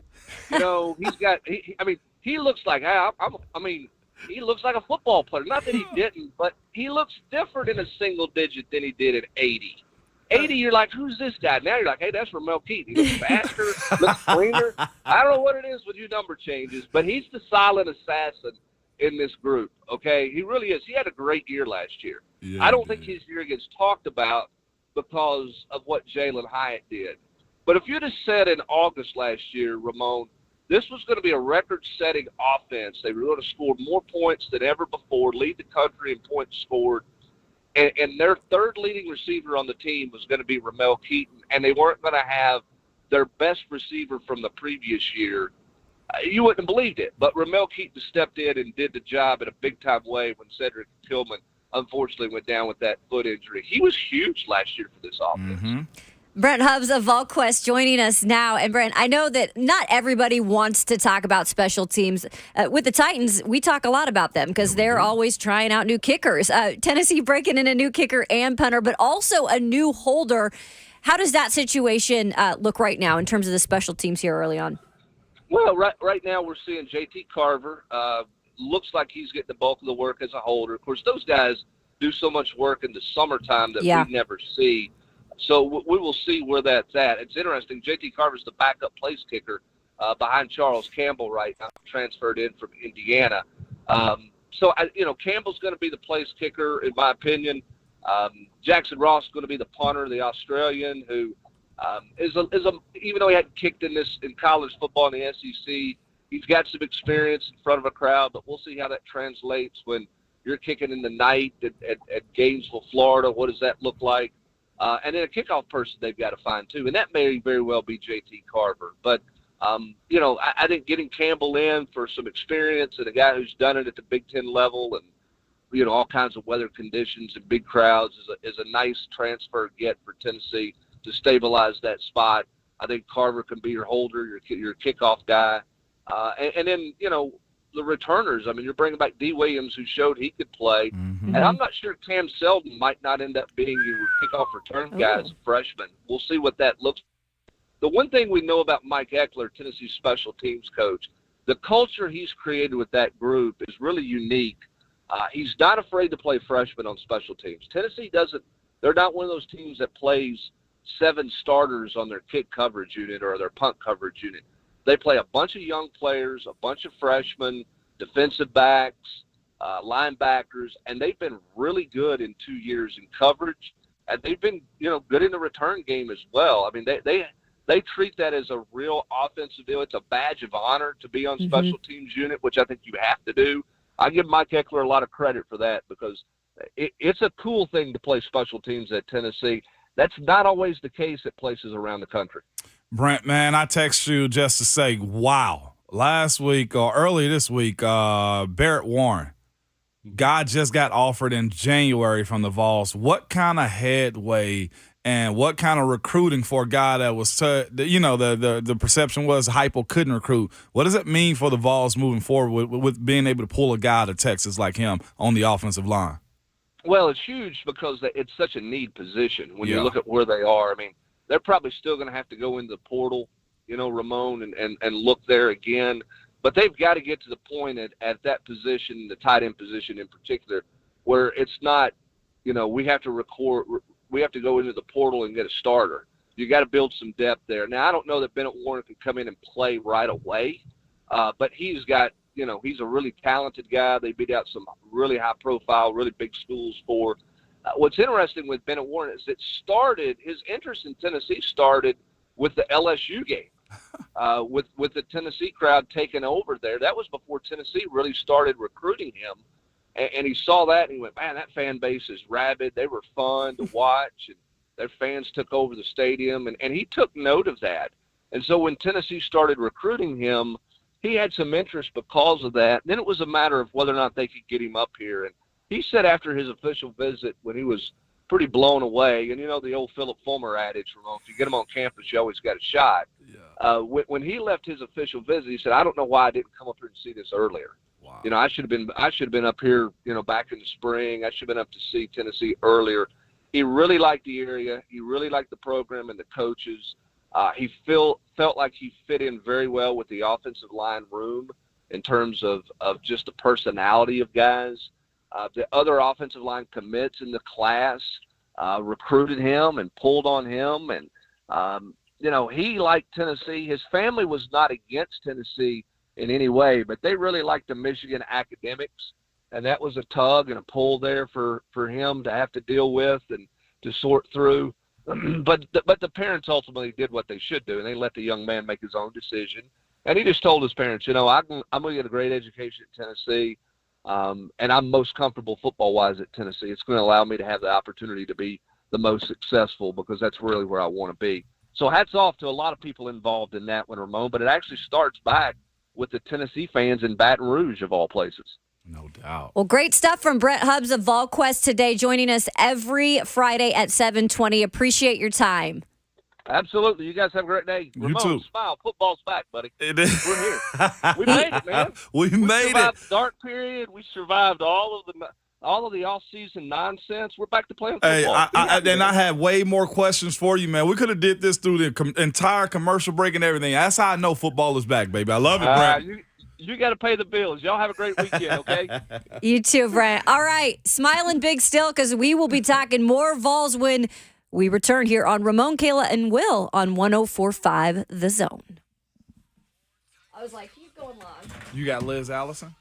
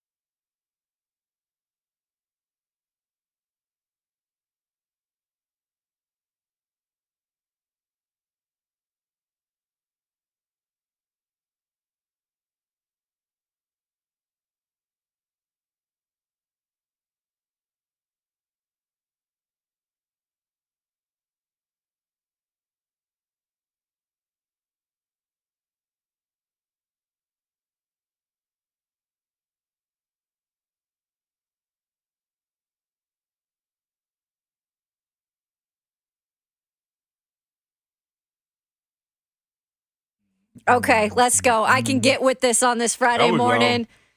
I see you, Bert. Wayne went in on That's this right. one, too. I'm going in. We're going in on football season. You're probably going to shut me off right now. I don't really care. Cut a mic. I'm feeling myself. Cut a mic, Bert. And Kayla freestyle. We don't know what's going to be said. And then Ramon can host the show. There we go. Paul gonna hit up Kayla and be like, "Hey, Kayla, we need to have a talk about your freestyle." I'll be like, "Nah, your flow is severely lacking." Kayla. Sorry, man." Kayla Anderson here with Ramon Foster, Bert Hawkinson. Robert Walsh behind the glass. Sometimes I forget I actually don't need to be calling him Bert Hawkinson because it's not his real name, but that's what I call him. Well, I mean, you'd be like Ron Slay and just give everybody a nickname, man. I know. He called somebody something the other day. I was like, who? No, it was Bert. It was like, yeah, it's Joseph, the new young producer. The young producer, I was like, yes. who? And I was like, oh, you mean Self. Like, and I was like, man, how the hell do you get his name to be like that? He's like, oh, it's just the second part. I just took off the Joe, so it's just Zell. That's so It's just funny. Zell. The stuff he comes up with for nicknames. But it's true though. Like I as a reporter do nicknames. Like it's not something I try to do. It's just something over time when you cover guys, you just have these nicknames that come about. Yeah. And sometimes, most of the time, they're their nicknames for the most part. Hockey has a lot of that, right? Football, you've got D-Hop and you got the King and stuff like that. But I do that with my kids' parents. You do? That's so-and-so's dad in my phone. Or so-and-so's kid. Like, that's Joseph's dad is how I put it in my phone. You know what I'm saying? That's Braylon's dad. Do you use emojis ever for like your phone? Because Travis uses like emojis. His dad is a Bama fan, his mom's an Auburn fan, so it's like an elephant and a tiger. It's pretty funny. Only person I use emojis for is Keish. She's the only one that got emojis. What's the on my emoji? phone. Just the bride, the heart, kissy face and stuff. I love like it. That. My little boo thing. Oh man, you're much better than love me. it. Cheyenne's old woman in my phone. Okay, Bert, she just got back from vacation and you're already going in like Lil Wayne. I'm just saying, like, I don't. It's for me. Why do I need to? I know who she is. I don't need to dress it up none. I ain't got to give her like love of my life, heart. You know what I Kissy mean? face, Yeah, emoji, I'm good on all that. Heart face. I did think about like changing it because I was just like, if I just need to have like call Keisha to like Sirius, I'm like, it's not gonna pick up. You know what I'm saying? Like, or Can you imagine you got like an emergency, but you're hanging out with all your dudes, and it's like call Honey Boo Boo Kissy Face. Like, hey, what'd you say over there? Who you calling? Yeah. Honey Boo Boo it's Kissy great. Face. Yeah, man. He said, hey Siri, call Boo Boo Face. What? Yeah. Siri's picking up right now. Exactly. He man. he was probably doing that when he played at Tennessee too, since he met Keish there. And I'm hoping that Heupel's players are just focused on football, though. Okay, that's what I'm hoping for, Ramon. Let's it's football season. Yeah. None of these kissy face boo boo things. No. Great conversation with Brent Hubbs as always. And then you brought to my attention a really good article by David Ubben, our friend from The Athletic, who obviously does a lot with college football. And with the games that they won last year, 11 games, all the stuff that happened, they continued to want to just be a better program on and off the field. And you said, coming out of this article, there's a couple things you took kind of off the field stuff, right? Just little things that don't maybe seem big, but in the long run, those are things that you need to have the culture there to be in Alabama, to be a Georgia. It was. Ubben article was good because it kind of pulled back, some of the curtains that Heupel and his staff and the players operate with. Like you said, a couple of small things, I was just like, oh, wow. Like one of the things I know we did, it was just like, honestly, it was really just an interrupter. Just like, we don't have to do this. Like wearing suits on the Vol Walk. I know the fans probably like to see us like in suits and walking down the Vol Walk and stuff like that. But one of the guys went to him and was like, hey, we kind of want to show our own personalities with, be a little bit more comfortable if we choose to. And Heupel probably set it up to where it's probably, hey, either you wear a team issue or you wear something presentable on the Vol Walk because it is still a presentation. I can't have you out there in a ripped shirt with your, with your chest meat all out and everything. With like the hair. That, with the hair popping up. So that was one of the cool things. Just like, all right, let's break down a couple of walls. Like one thing I hated that we did at UT, we had to shave our facial hair. Wait, time out like the Yankees? Yeah. Yeah, you can have a mustache, no goatee, no beard, no anything. If you look back at those old pictures, look like we're from the 1940s, man. That's all I'm telling you. Yeah, we couldn't have facial hair, but now I feel like they can, or it's got to be groomed if you're doing those types of things. It matters to guys you're trying to keep on your campus nowadays, too. And another thing they did was they air conditioned the indoor. Now, there's multiple reasons why they would do that. You got hyped about this when I was talking to you. Yeah, because that's the thing about it. And he said in the article, too, hey, what up in there? That indoor gets hot in the summer, which is fair, but it comes times where you have to be able to do work and sustain doing work too. And the air conditioning is also a recruiting tool because now they set up all types of stuff in there as far as recruiting visits and just making it comfortable for the moms and dad and aunties and uncles that have to come up on recruiting visits. But it's small item things that Heupel's just giving the bone to for those guys. And when you have those type of, conversations, you're able to do that, you win over the team more. So I'm just glad to see he's open-minded. I love it. The more and more we see of Josh Heupel, the more and more I like from him. Well, switching gears again to the Diamond. I know you're probably wondering, to the Diamond, what are we talking about? 2 hours down, 2 to go. Coming up next, the Nolensville team out of Nolensville, Tennessee, representing again at the Little League World Series, opening up things yesterday with a 10-0 win over Alabama. We will talk to the head coach of the Nolensville team coming up next on Ramon, Kayla, and Will here on 104.5 The Zone.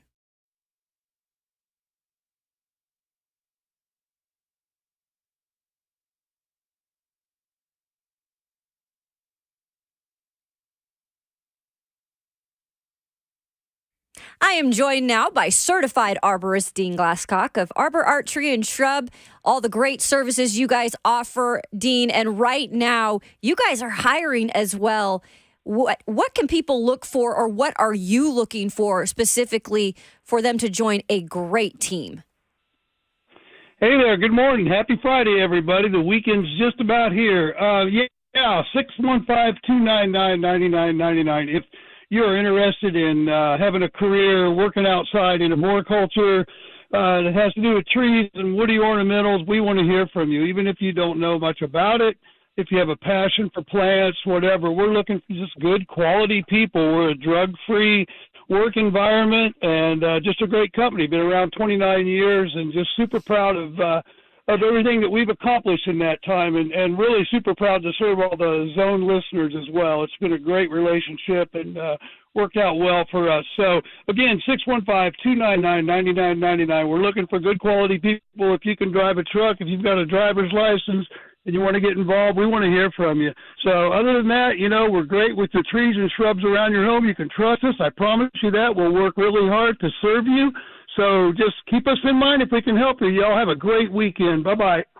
That is right. 29 years of experience and a great team if you want to be a part of it. That's Arbor Art Tree and Shrub for exceptional service every time. Call 299-9999 or go online to arborart.net.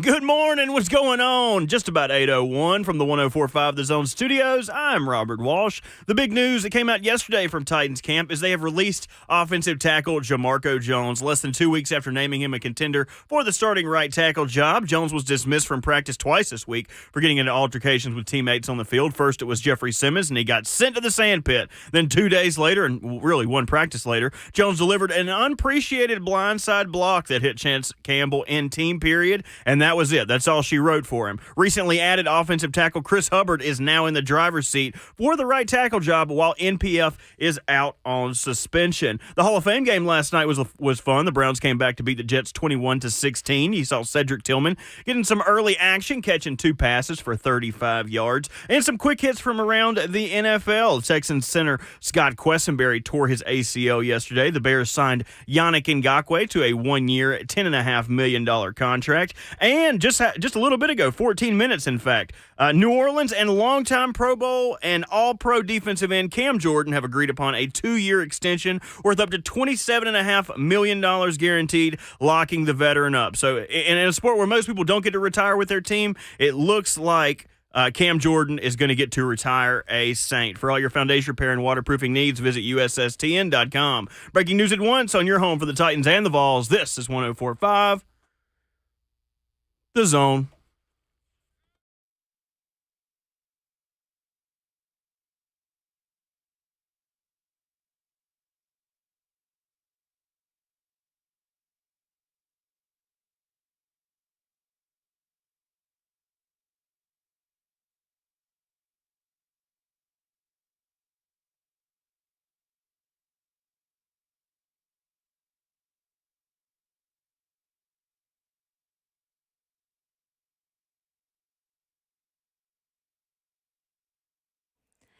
Happy Friday, everybody. It is Friday, and we always act like it here on Ramon, Kayla, and Will, alongside the 11-year NFL veteran, Vol for Life, Mr. Ramon Foster. Hey. We've got Robert Walsh behind the glass, making everything happen. I'm Kayla Anderson, and we start off this 8 a.m. hour with a special guest, with a couple special guests. Yes. After an opening dominating win over Alabama, we now have on the line Nolensville Little League team's head coach, Randy Huth, and pitcher, who was the starter pitcher yesterday, Stella Weaver.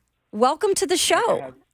Thank you so much for having us. We appreciate it. Absolutely. Well, what an incredible win to open things up yesterday, you guys. A 10-run rule win, obviously. It was just a dominant performance all around. I'm going to start with you, Randy. Just what does it feel to be back here this year, and what's different about this group?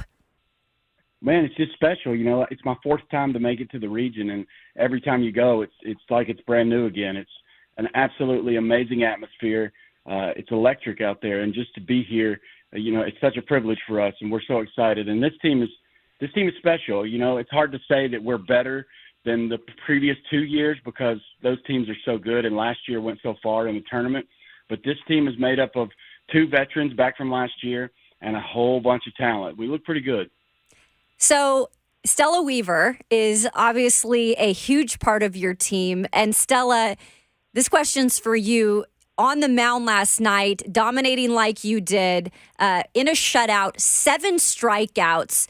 What was that moment like, just being a young lady in this sport and really representing like that out of the gates? That was so much fun. I loved pitching. Everyone did great. It was just amazing being out there. Did you ever look at Monet Davis when Monet, debuted in the Little League World Series years ago and say, hey, I'm going to be like her? Yes, definitely. That's my role model. That's awesome. He just started playing, so. That's awesome right there. How has it been with the guys out there and you holding your own? I'm sure you go up to bat sometimes and you say, you know what, I'm going to crush it just because they think I can't. Yeah. It's fun playing with all the boys. They're really funny and nice, and it's pretty much just normal, just being out there. Yeah, it's the best thing ever to be able to tell people you got struck out by a girl. I got to ask Stella, too, what's the best part right now, playing baseball or missing school? Ooh. Oh, probably playing baseball. That's what I was thinking. That's the correct answer right there for right now. That's right. So Stella, my question is like, how did you get started with playing, baseball in terms of like your goals and everything? I played softball, so clearly, fast pitch, that was something I loved to do. But this is like a different level. You started at a young age. Like what really drove you in this direction? Yeah, I started like 4 years ago. My brother, he played baseball when I was really little, and I saw him playing, and I thought I could do that too. And so I just started throwing a baseball with my dad, and from there on. Wow. Coach, I have to ask you also, how do you find the focus for these kids? Because there's a lot that goes into it, from parent involvement, from friend involvement, from travel, to playing these different teams from different parts of the country. How do you manage their emotions and the play of consistency that you guys have had? Well, the first thing you have to remember is that they're 12, and they're going to be 12. So you got to understand that. You got to keep that in mind, that, you know what, they are 12 years old. They're going to be silly. They're going to get in trouble. They're going to do things they're not supposed to do. But in the end, we try to have a laser focus when we step between those lines. And we do a good job about talking about it all the time.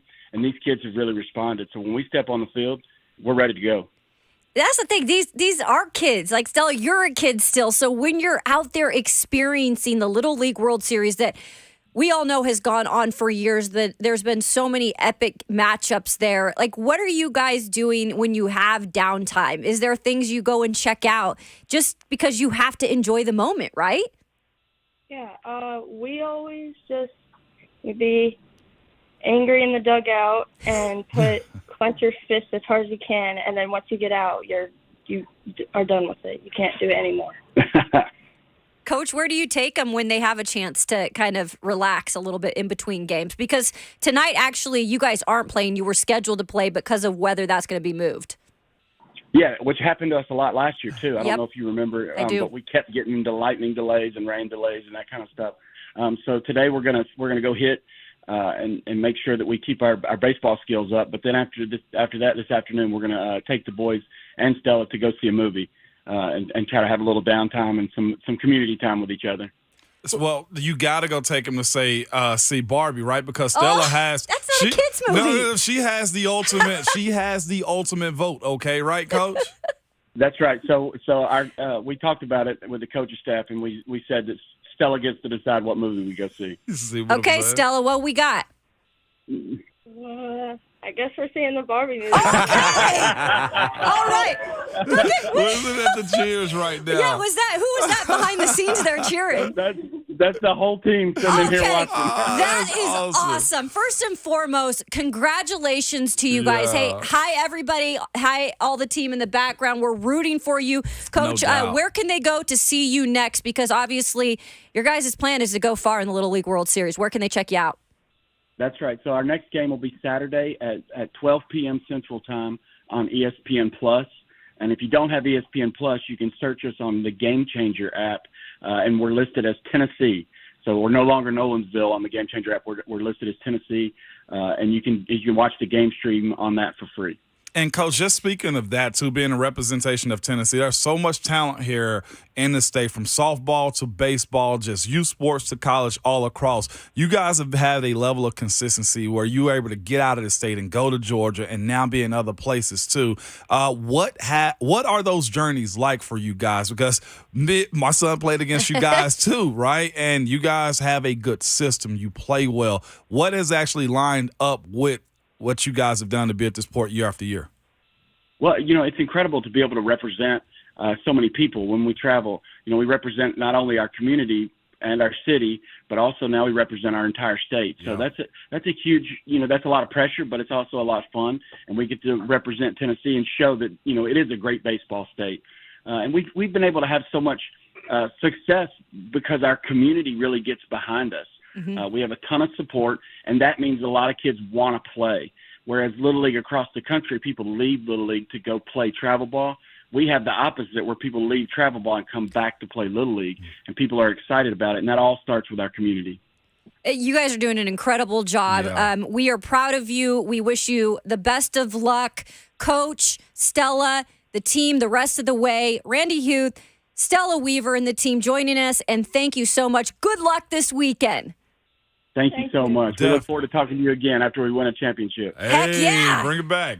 All right. That's awesome.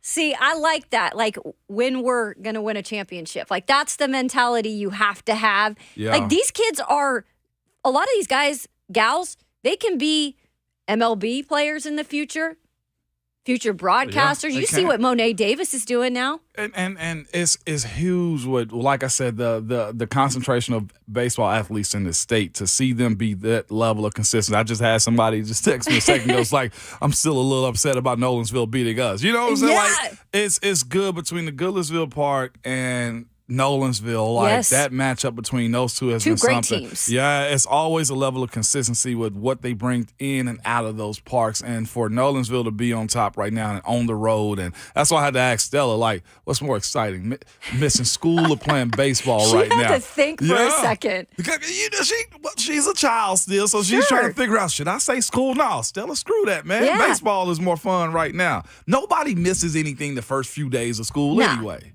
So, yeah, if you want to check them out, obviously playing in the winner's bracket after run ruling Alabama, which I thought was great. Tennessee versus Alabama yesterday, 10-0. They were done. Stella strikes out 7. What an incredible start to, this tournament. And you can check them out on ESPN Plus, like Coach said. So, yeah, root for this is the team representing your state. Mm-hmm. If you are from here and if you love to kind of get behind a team, get behind them now, because this is definitely a team you would like to do that with. All right, coming up, we are getting back to Titans training camp because they're back on the field today. Yeah, they are. A little rain. You got your rain gear? You ready to do this I do here? not. Savage just asked me about rain gear. I don't have it on me. I got an umbrella, maybe. Well, Vrabel don't like those, but you can be that guy if you want. Nah, I'm going to stay on Vrabel's good side. We had a real good conversation last time I saw him. No, we're good. We're good. That's right. So we're going to pretty much get to the news of the day. Jamarco Jones out. We'll explain what happens next. That's coming up next on Ramon, Kayla, and Will here on 104.5 The Zone.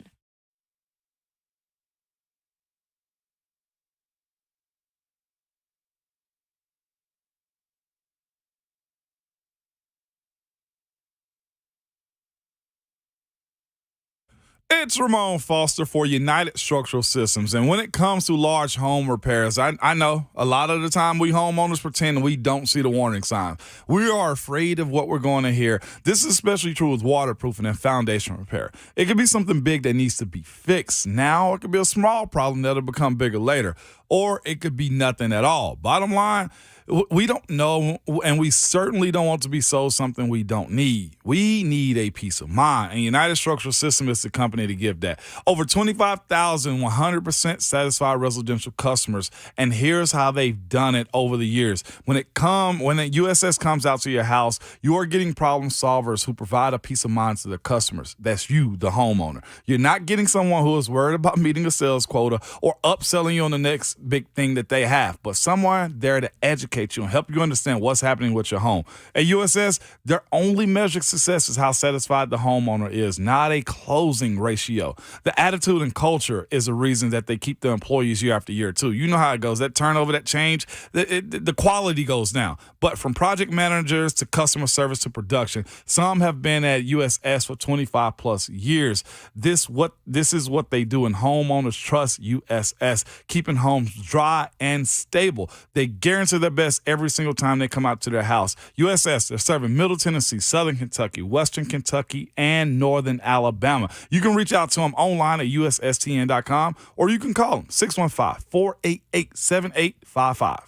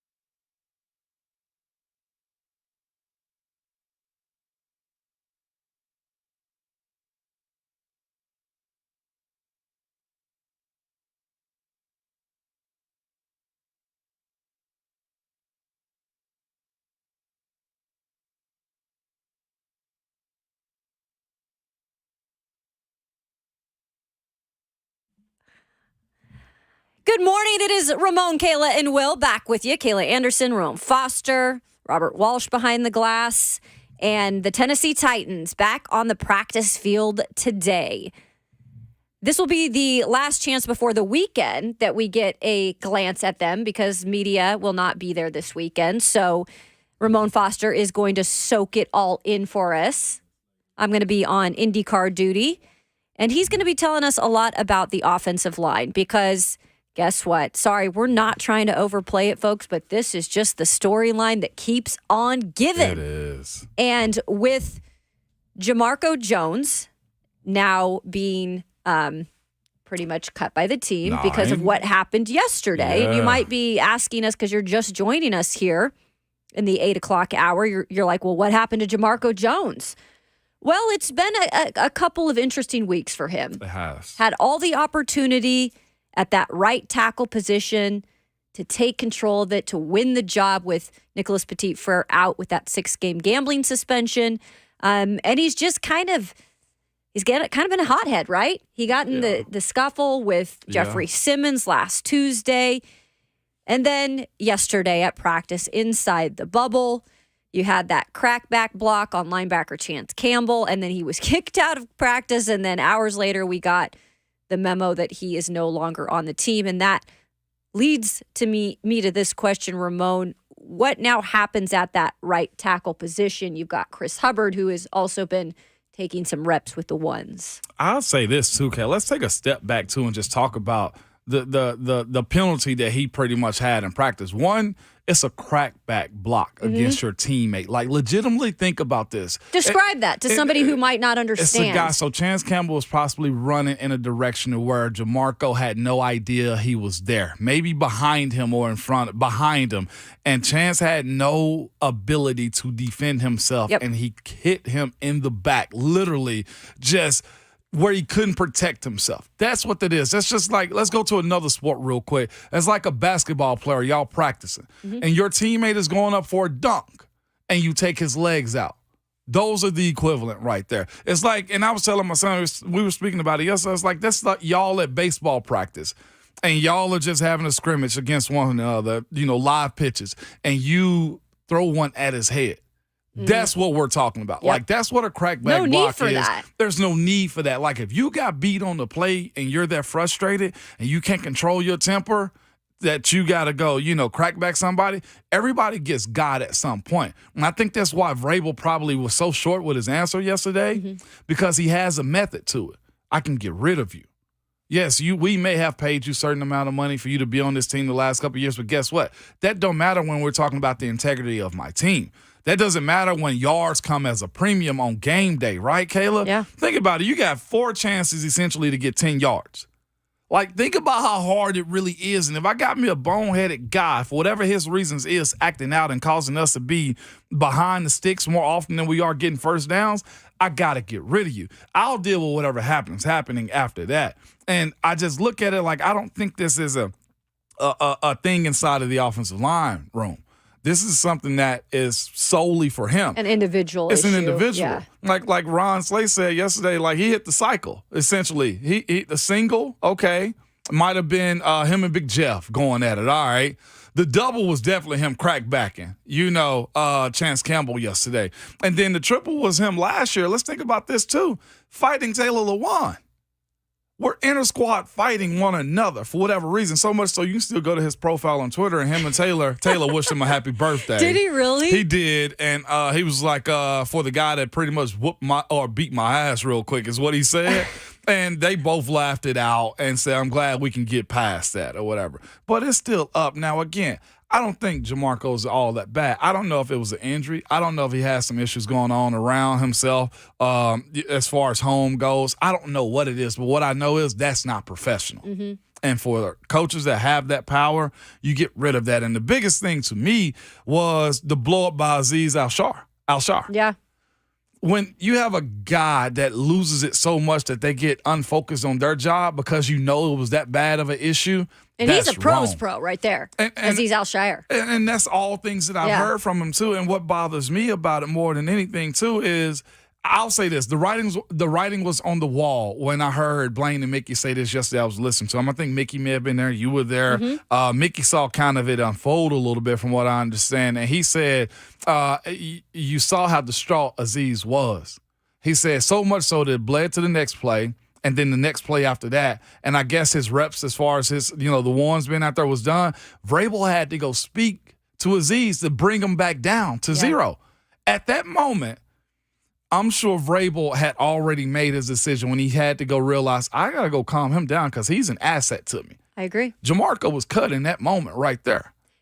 And look, Ramon, there is things in practice where it's good to have an instigator. It's good to have somebody who is pushing the other side of the ball. And for instance, I'm going to use Andre Dillard at left tackle. Please. Because I spoke to him yesterday, and now he's a man of fewer words, but he's there to do his job, and that's kind of how he kind of carries himself. But when I talked about Arden Key, he lit up because he said, like, that's my guy I'm going to battle with each and every practice. Like, we're trying to make each other better. And if there is an instigator out there, it's Arden Key. So you can do that. Yeah. You can try to make your other teammates better, but do it in a professional way. Yeah, it is. And this isn't a soft thing. Football has gotten soft conversation. We get none of that. This is just you being an idiot. This is you just not being smart in these moments. And, Kayla, I would excuse it if we didn't see the exact same thing on Monday. Like, that's the thing that gets me about it is, bro, you just got kicked out of practice from getting better and had to go to the sandpit. You and Big Jeff, there was 2 parties involved in that. And clearly the conversation around that was he was a little bit more of an agitator than Big Jeff was. Again, you got a common denominator in all those things. If in every room you walk in, it smells like crap, and then when everybody leave, nobody says anything. Think about it. We just walked in there. It smells like crap. Every room that you walk in, it smells like crap. You may be the crappy one. Yeah. We got to remove you or clean you up.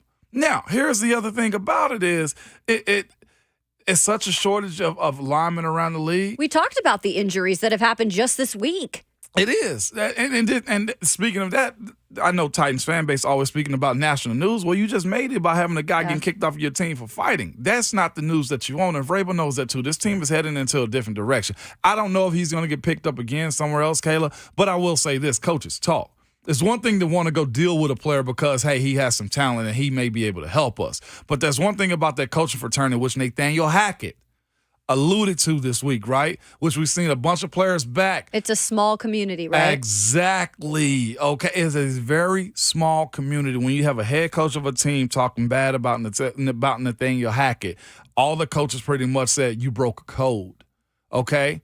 And when it comes down to players or coaches having to vouch for players moving forward, Jamarco just made his job getting ability a little bit harder. Mm-hmm. He was 3 games away from being a vested veteran in his league. If I'm not mistaken, he's 3 years in. This would have been year 4. He needed 3 games to become vested, and maybe he will get that opportunity. I'll say this too.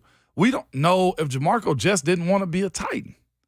That could play a part in it. Like I said, I had a teammate once before, LeGarrette Blount, that pretty much quit on us down here in Nashville. He won't probably say it's quitting, but the fact that you go to the locker room and pack your stuff up and shower and go ready to go. That's quitting, Mom. You quit on the team.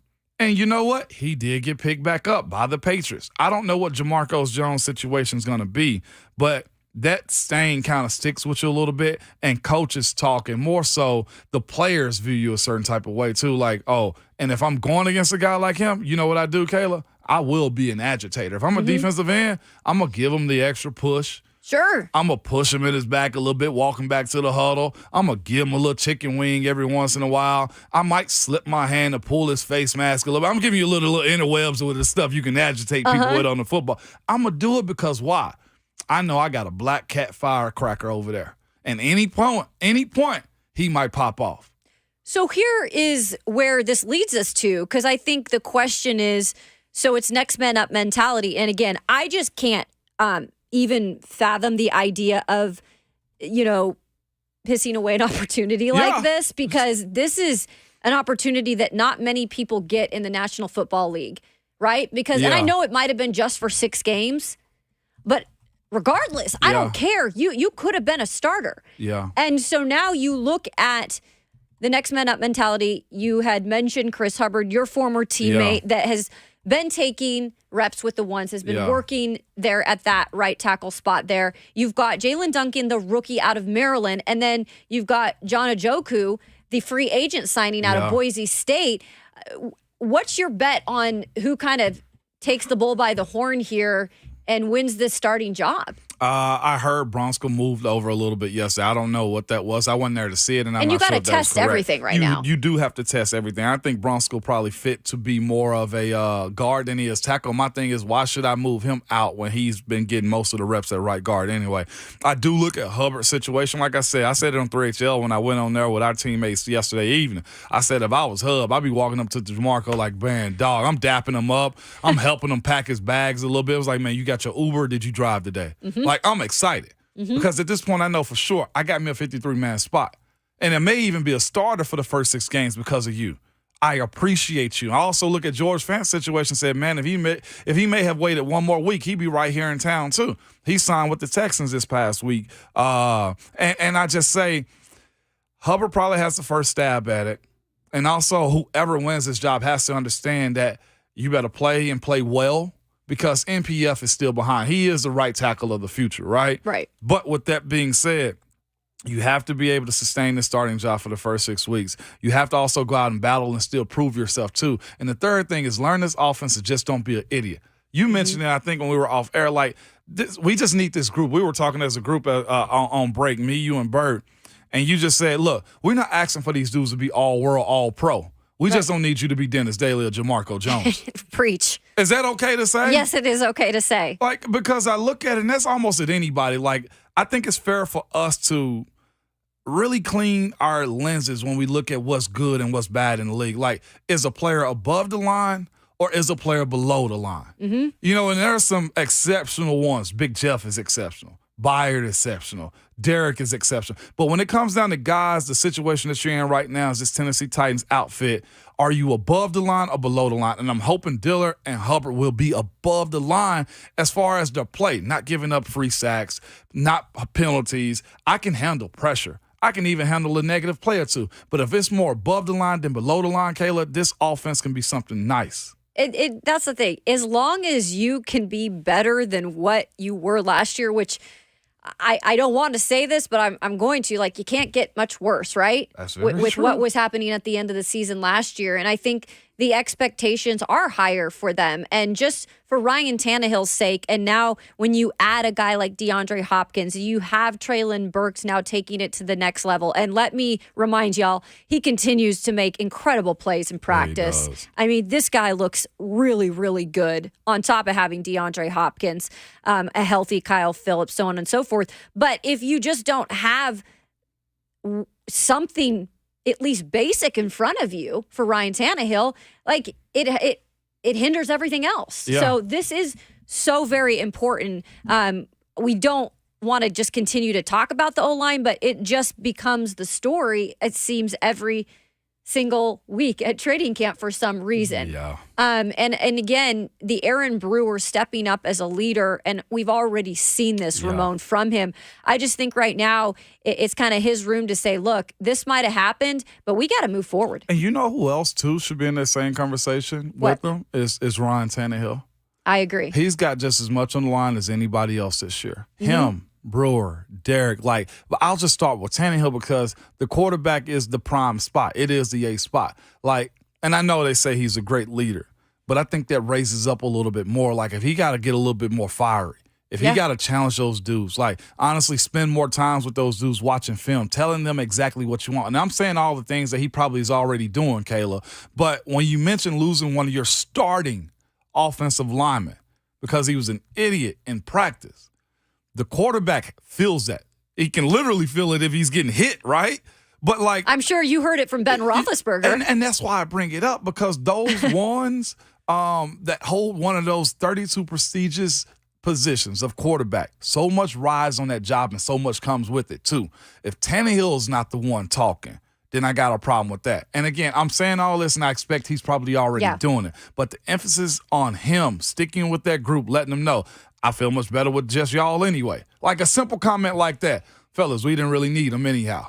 You know what I'm saying? Just to let them know, I'm a dog just like y'all are, and I'm going to ride with this group up front, and let's go take this AFC South. I almost feel like that was a doggone pregame speech or something right there. Let me stop, Kayla. I'm getting too antsy. I mean, I get it, though, and it is. It's more than just, Aaron Brewer. It's more than just Jason Hodeline. Like, it's more than even Mike Vrabel. Like, the quarterback, when it's all said and done, is the quarterback for a reason because – he quarterbacks the entire offense. And, everything in front of you, whatever plays out, you've got to be able to step up and say, hey, look, there's going to be stuff that's going to happen during training camp. Look, this won't be the last of things to happen, right? It won't be. And by the way, too, how do you say the offensive line coach name? Because I went to a school with a girl who went by Hoteling.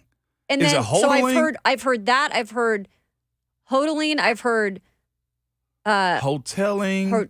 Just please. I'm going to figure it out. I'm going to go meet Brent him and needs ask to him. make us smarter. Look, is Bert going to tell us? It's Jason Hoteling. Hoteling. I thought so. Tailing. So they call him Hoss. You can call him. Thank you. That's Andre even better, Dillard Bert. calls him Hoss. That's even better right there. Just let me call him Hoss. We're calling him Hoss. We call him Hoss. That's cool with me. Yeah. Thank you for clarifying that because I've heard it 6 different ways too. Same. So, hey, look at us solving the world. It is one of them weird names, though. It is. You don't see many of those weird names. Everybody's a Johnson or a Smith now. Or Foster.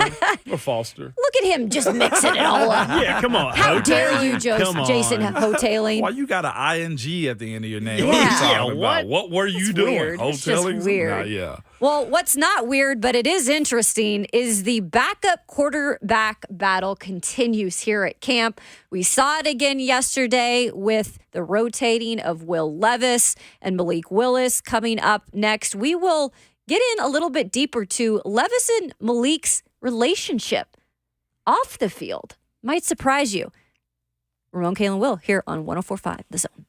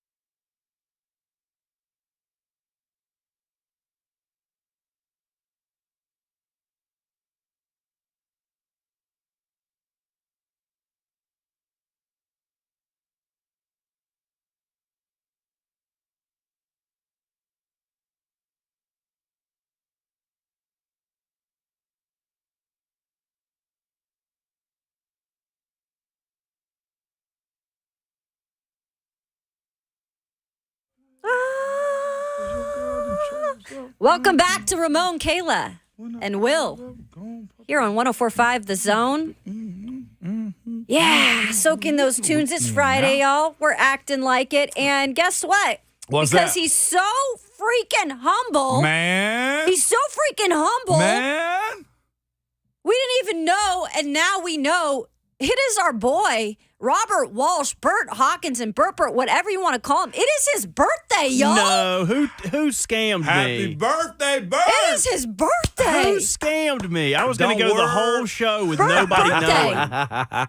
Happy birthday, my brother. I appreciate yeah, that. Bert. The big 3-0 today. Dang. I know. You would not think about it from my childish demeanor, but I am No. technically a 30-year-old today. You know what? You deserve it, and I can't believe that we were not going to go this whole show without saying a word. There's no way. I'm going to find out who ratted me out. Don't worry about it, sweetheart. Don't worry find about out. it. Don't worry about it. Happy birthday, man. I'm huge Dude, on that's birthdays. awesome. I know you are, and I love very celebrating huge on- others, too. Yeah. Happy birthday, dog. Shots on me then, man. Man, I wish I had a cool speech to say something like, people never told me I'd make it this far. But, but honestly, I've had such a charmed 30 years. I've had the best friends in the world, the best mentors in the world, the best peers, the best coworkers. I've just lived a very charmed life. So happy to be here for 30 more. Happy to be here. Thanks for the birthday wishes, guys. So what are That's you awesome. doing tonight? Am I assuming Cheyenne is included in this? Oh, yeah. Well, she is the mastermind behind all of this. Actually, not to give her too much credit, but last night she probably gave me one of the better birthday extravaganzas that I've ever been gifted with. She did not let me come downstairs all day. As soon as I got home, she was like, go take a nap.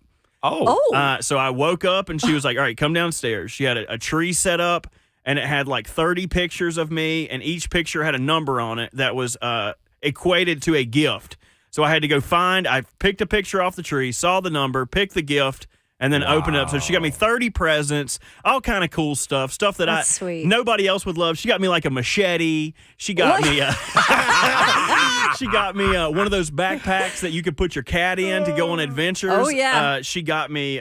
She made sure that I'll be single if I ever break up with her, because she got me these charms, Survival kit. these Pokemon charms for your Crocs, and I will never be attractive to another woman, and I do not care. They are so fresh. I cannot wait to rock my Poke Crocs. So thank you, you got Cheyenne. new Crocs? No, she got me charms. new charms to get like the little the toggles or whatever the kids Yeah. nowadays are calling them that the you put in the fidgets. holes. Yep.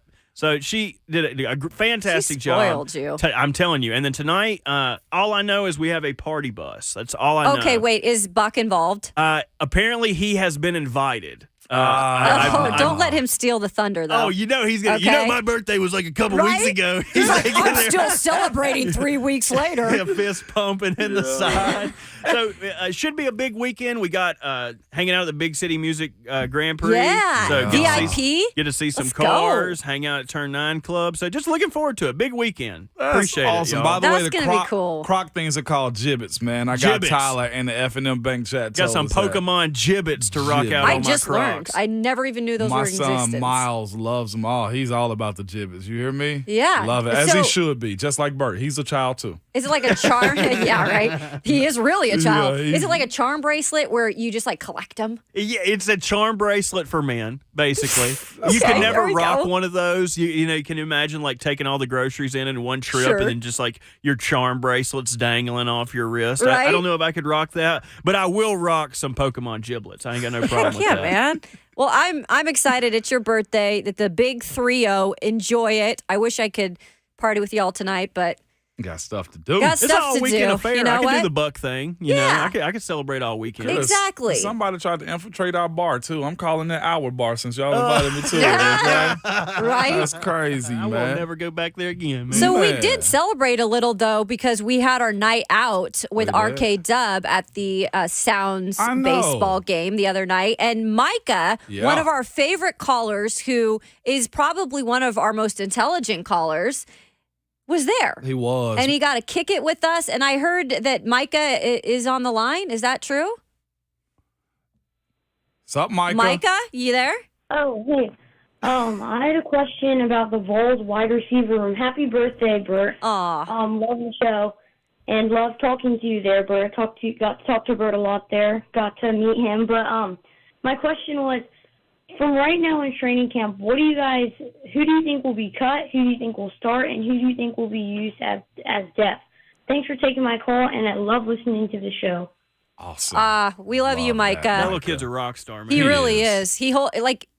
In person talking with him, he's just as like he's got questions, he's got everything lined up. And it's crazy because I hate kids. Right? Lord, I hate kids. They be talking and their fingers are always sticky. You don't ever know what they're sticky from. But he was so polite, so just passionate about and asking all the right questions. I love that little kid. So appreciate you coming and hanging out with us, Micah. Yeah. And he was asking about the Vols wide receiver. Ramon? Vols Arthur, he's talking about the Titans. He said who's going to be cut. No, he said Vols, right? The wide receiver for the Vols was his first question. Yeah, wide receiver for the Vols. I'm looking at it. It's no better than what you have right now. Like, this group can compete with almost anybody. It's a matter of what the offense can do for them. But Brew McCord, Deontay Thorne, and Ramel Keaton with Squirrel White, like that group in itself. And we heard Brent Hubbs earlier, Micah, say the Vols usually run with 3.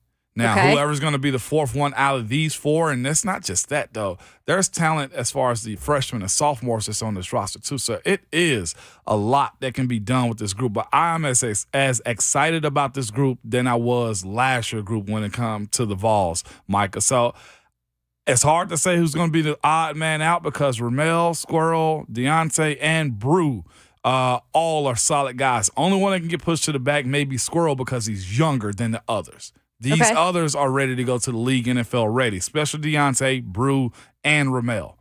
So, but Squirrel has an attribute that's hard to replace, and that's speed and the ability to catch. I saw an article the other day that was listing what they now consider wide receiver use, like the universities that have the LSU. most power coming out, and LSU on that list. Obviously, Tennessee not on that list yet. Do you feel like they could get to that spot with the offense that Heupel runs, and if his wide receivers that are now in the league start to produce? Watching Tillman last night, they spoke highly of him too. And I don't know if it's the New York media. I know we're up against it right now too. But right now, I don't know if there's a hotter rookie in the league than what Jalen Hyatt has going on in New York. All the questions that the haters had about him, he's doing those exact same things. So much so, and of course, we talked about his speed.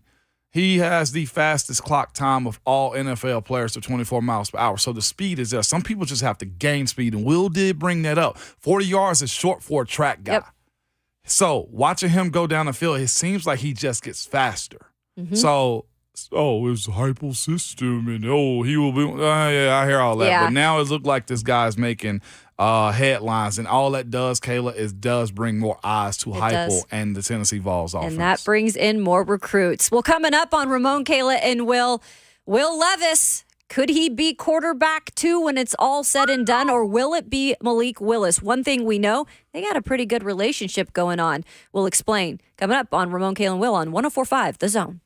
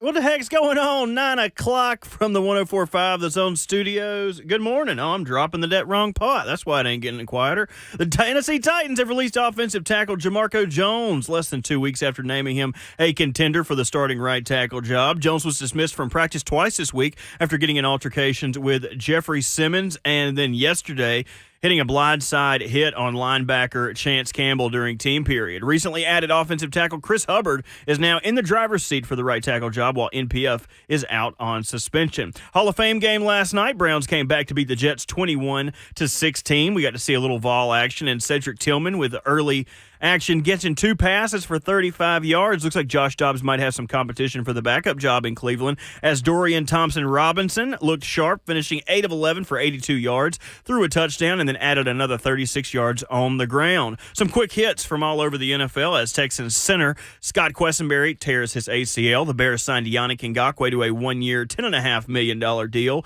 And the Saints extending Cam Jordan. He's probably the best defensive lineman in Saints history, and it looks like he's going to retire there. For all your foundation repair and waterproofing needs, visit USSTN.com. Breaking news at once on your home for the Titans and the Vols. This is 104.5. It's my birthday. I can make y'all wait as long as I want to. The Zone.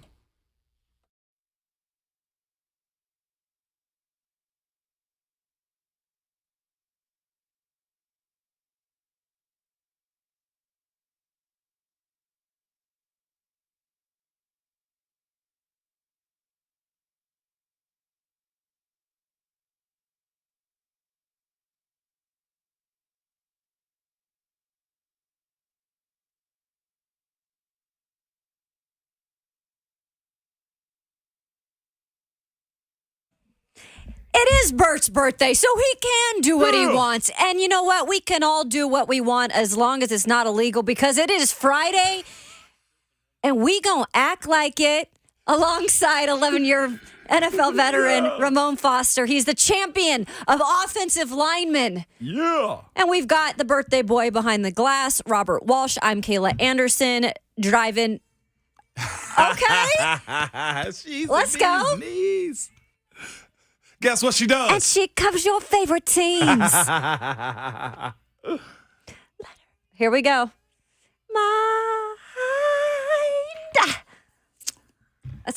Man, I missed that. I do too. The vocal, I guess, range of Robert Walsh in that. Oh, yeah, I got range. Dang. I wish thought you were Mariah had, Carey back there. I I'm telling you. Wait till Christmas runs around, y'all. We're going to have a Christmas album come out. We need to do that. We at least need to be in the corner over there and do like one Christmas jingle to release it to social media. Or we could do a calendar. I'm down with doing a calendar shoot. Ooh. I'm good with the calendar shoot, too. We could all mix it up, do a different month. We all get like 3 different months, you know? Absolutely. Are you going to dress up like you as Santa, you as an elf? Oh, I guess it depends on Santa, the month. Miss Claus. And see, I'd rather Bert be Santa because he's already got the beard thing going. He I can got the get belly the beard. too, man. I got the belly. And let me be the elf. Is that okay? Yeah, we could definitely do that. Oh my gosh! So you could be literally elf, my like God. Will You be Ferrell. Mrs. Claus. Can I be something like a little more? Like I want to be like Rudolph or something. Okay, No, Rudolph is too Rudolph. soft. Will is Nah, Rudolph's too soft. Oh, never mind. We got to make Will. I feel like Will should be the elf that wants to go to dentist school. You know what I mean? He always aspired for more. Yeah. I'm gonna be that evil snowman. Okay. What was it? The reindeer movie. You talking about the Abominable Snowman? Yeah. Yeah, you want to be him. Okay. And like that's eating okay. people up. We can do that. Yeah. Halloween would be cool. We all get to do our own Halloween my thing. gosh. Yeah. We should go That's trick or good, you treating guys. this year. What day does Halloween fall on? Does Halloween fall on the It's weekend? always. Shout I out to feel the like Ghetto nowadays Boys. it's always a weekday. This They do year? it on purpose. See, I'm so skewed on Halloween because at ECU, man, there would be the weekend before Halloween would be Halloween weekend, and the weekend after Halloween would be weekend. Yep. So you get 2 weekends of Halloween. So I never know when the hell it is. Yeah, I don't know. This year it's on a Tuesday, so and that's good. You get 2. You get so then the Saturday, Sunday before the Tuesday is like your all-week practice celebration. Halloween, and then after the next week can just be like the remnant Halloween. You know? Yeah, I guess so. So you celebrate the weekend before Halloween, is what you're saying? If it's on a Tuesday, we're getting some submissions for what the calendar would look like. Maybe we make it like a whole 104.5 The Zone affair. I think that'd be cool. Buck is the Grinch and Lucas is Max the dog. The dog? Yeah. I would be down with Okay, that. I like think it. Buck would be a good Grinch, too. And just to see him all painted He up. would. He can be that hairy, too, by the way. That dude, you never get to see him, but he has a wool sweater worth of back hair. Well, he is. I mean, he's Egyptian. For sure. So, and the Egyptian cotton, as they say. they're never going to lose that hair. That's for sure. He would lose the hair on top of his noggin before he lost that back hair. Sometimes he'll come in and his back hair is so thick, it's like lifting his shirt off his back. I'm like, buddy, you got to go back there with the lawnmower, man. It's been in the gym, too. I'm back telling hair you, been in the gym. He can't help it, man. It's been pushing, dude. So some dudes worry about back sweat. He worries about back hair. Back hair. What would you rather have? I'd rather have sweat. I'd much rather have back sweat than back hair. I don't know, man. My back gets pretty moist sometimes. I might take the hair. But you know what? Like, you got to shave that back hair at some point, though, don't you? Or do you? I think that Or depends wax on the it. preference. Yeah. Okay. Well, I'll tell you one thing. I ain't getting nothing waxed. I bet you Buck does. Probably. Yeah. Buck, honestly, I'm surprising to me he hasn't had laser hair removal yet. You know what I mean? That's costly, y'all. Well, yeah, you can't hide money around No. Buck. Can't, man. and he ain't trying to. He definitely Right? not trying to. Okay, I had a dude say that one time. I think somebody in the parking lot on the team got a new car. I was like, man, can't hide money. And he said, ain't trying to. Oh, what a response, dude. I was like, that is such a savvy response right there. But you guys were at practice, and something else nobody's trying to hide is the relationship Look between at that. Will Levis and Malik Willis. Look at that pro back there. Just navigate. It's his birthday, and he gonna act like it. Aging like a fine wine. Keeping us in know. between the navigational beacons yeah, right there. someone's got to do it. Oh, my gosh. That was so We're wholesome. having too much fun today. So wholesome, Bert. I do think it's cool though, and it's one of those things like they're in an intense battle. There's no hiding that, and it is a unique situation because you have a guy that was drafted this year, then the year before, so they're very young in their careers. Yeah. And they're battling in a heated bout right now. And so on the field, they're going to do everything they can to try to win this job. And right now, they are rotating, just like yesterday at practice inside the bubble, working with 2s and 3s.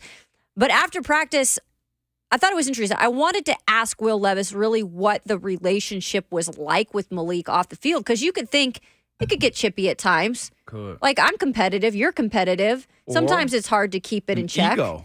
And the ego's part Jealousy. of it. Yeah, let's be real. So here's what Will Levis said about that relationship. Well, when you're in a backup quarterback battle with a guy like Malik, who is kind of new too, right? Was here just last year. What are your guys' relationship just when you're in the film room, off the field? Good. I'm grateful for.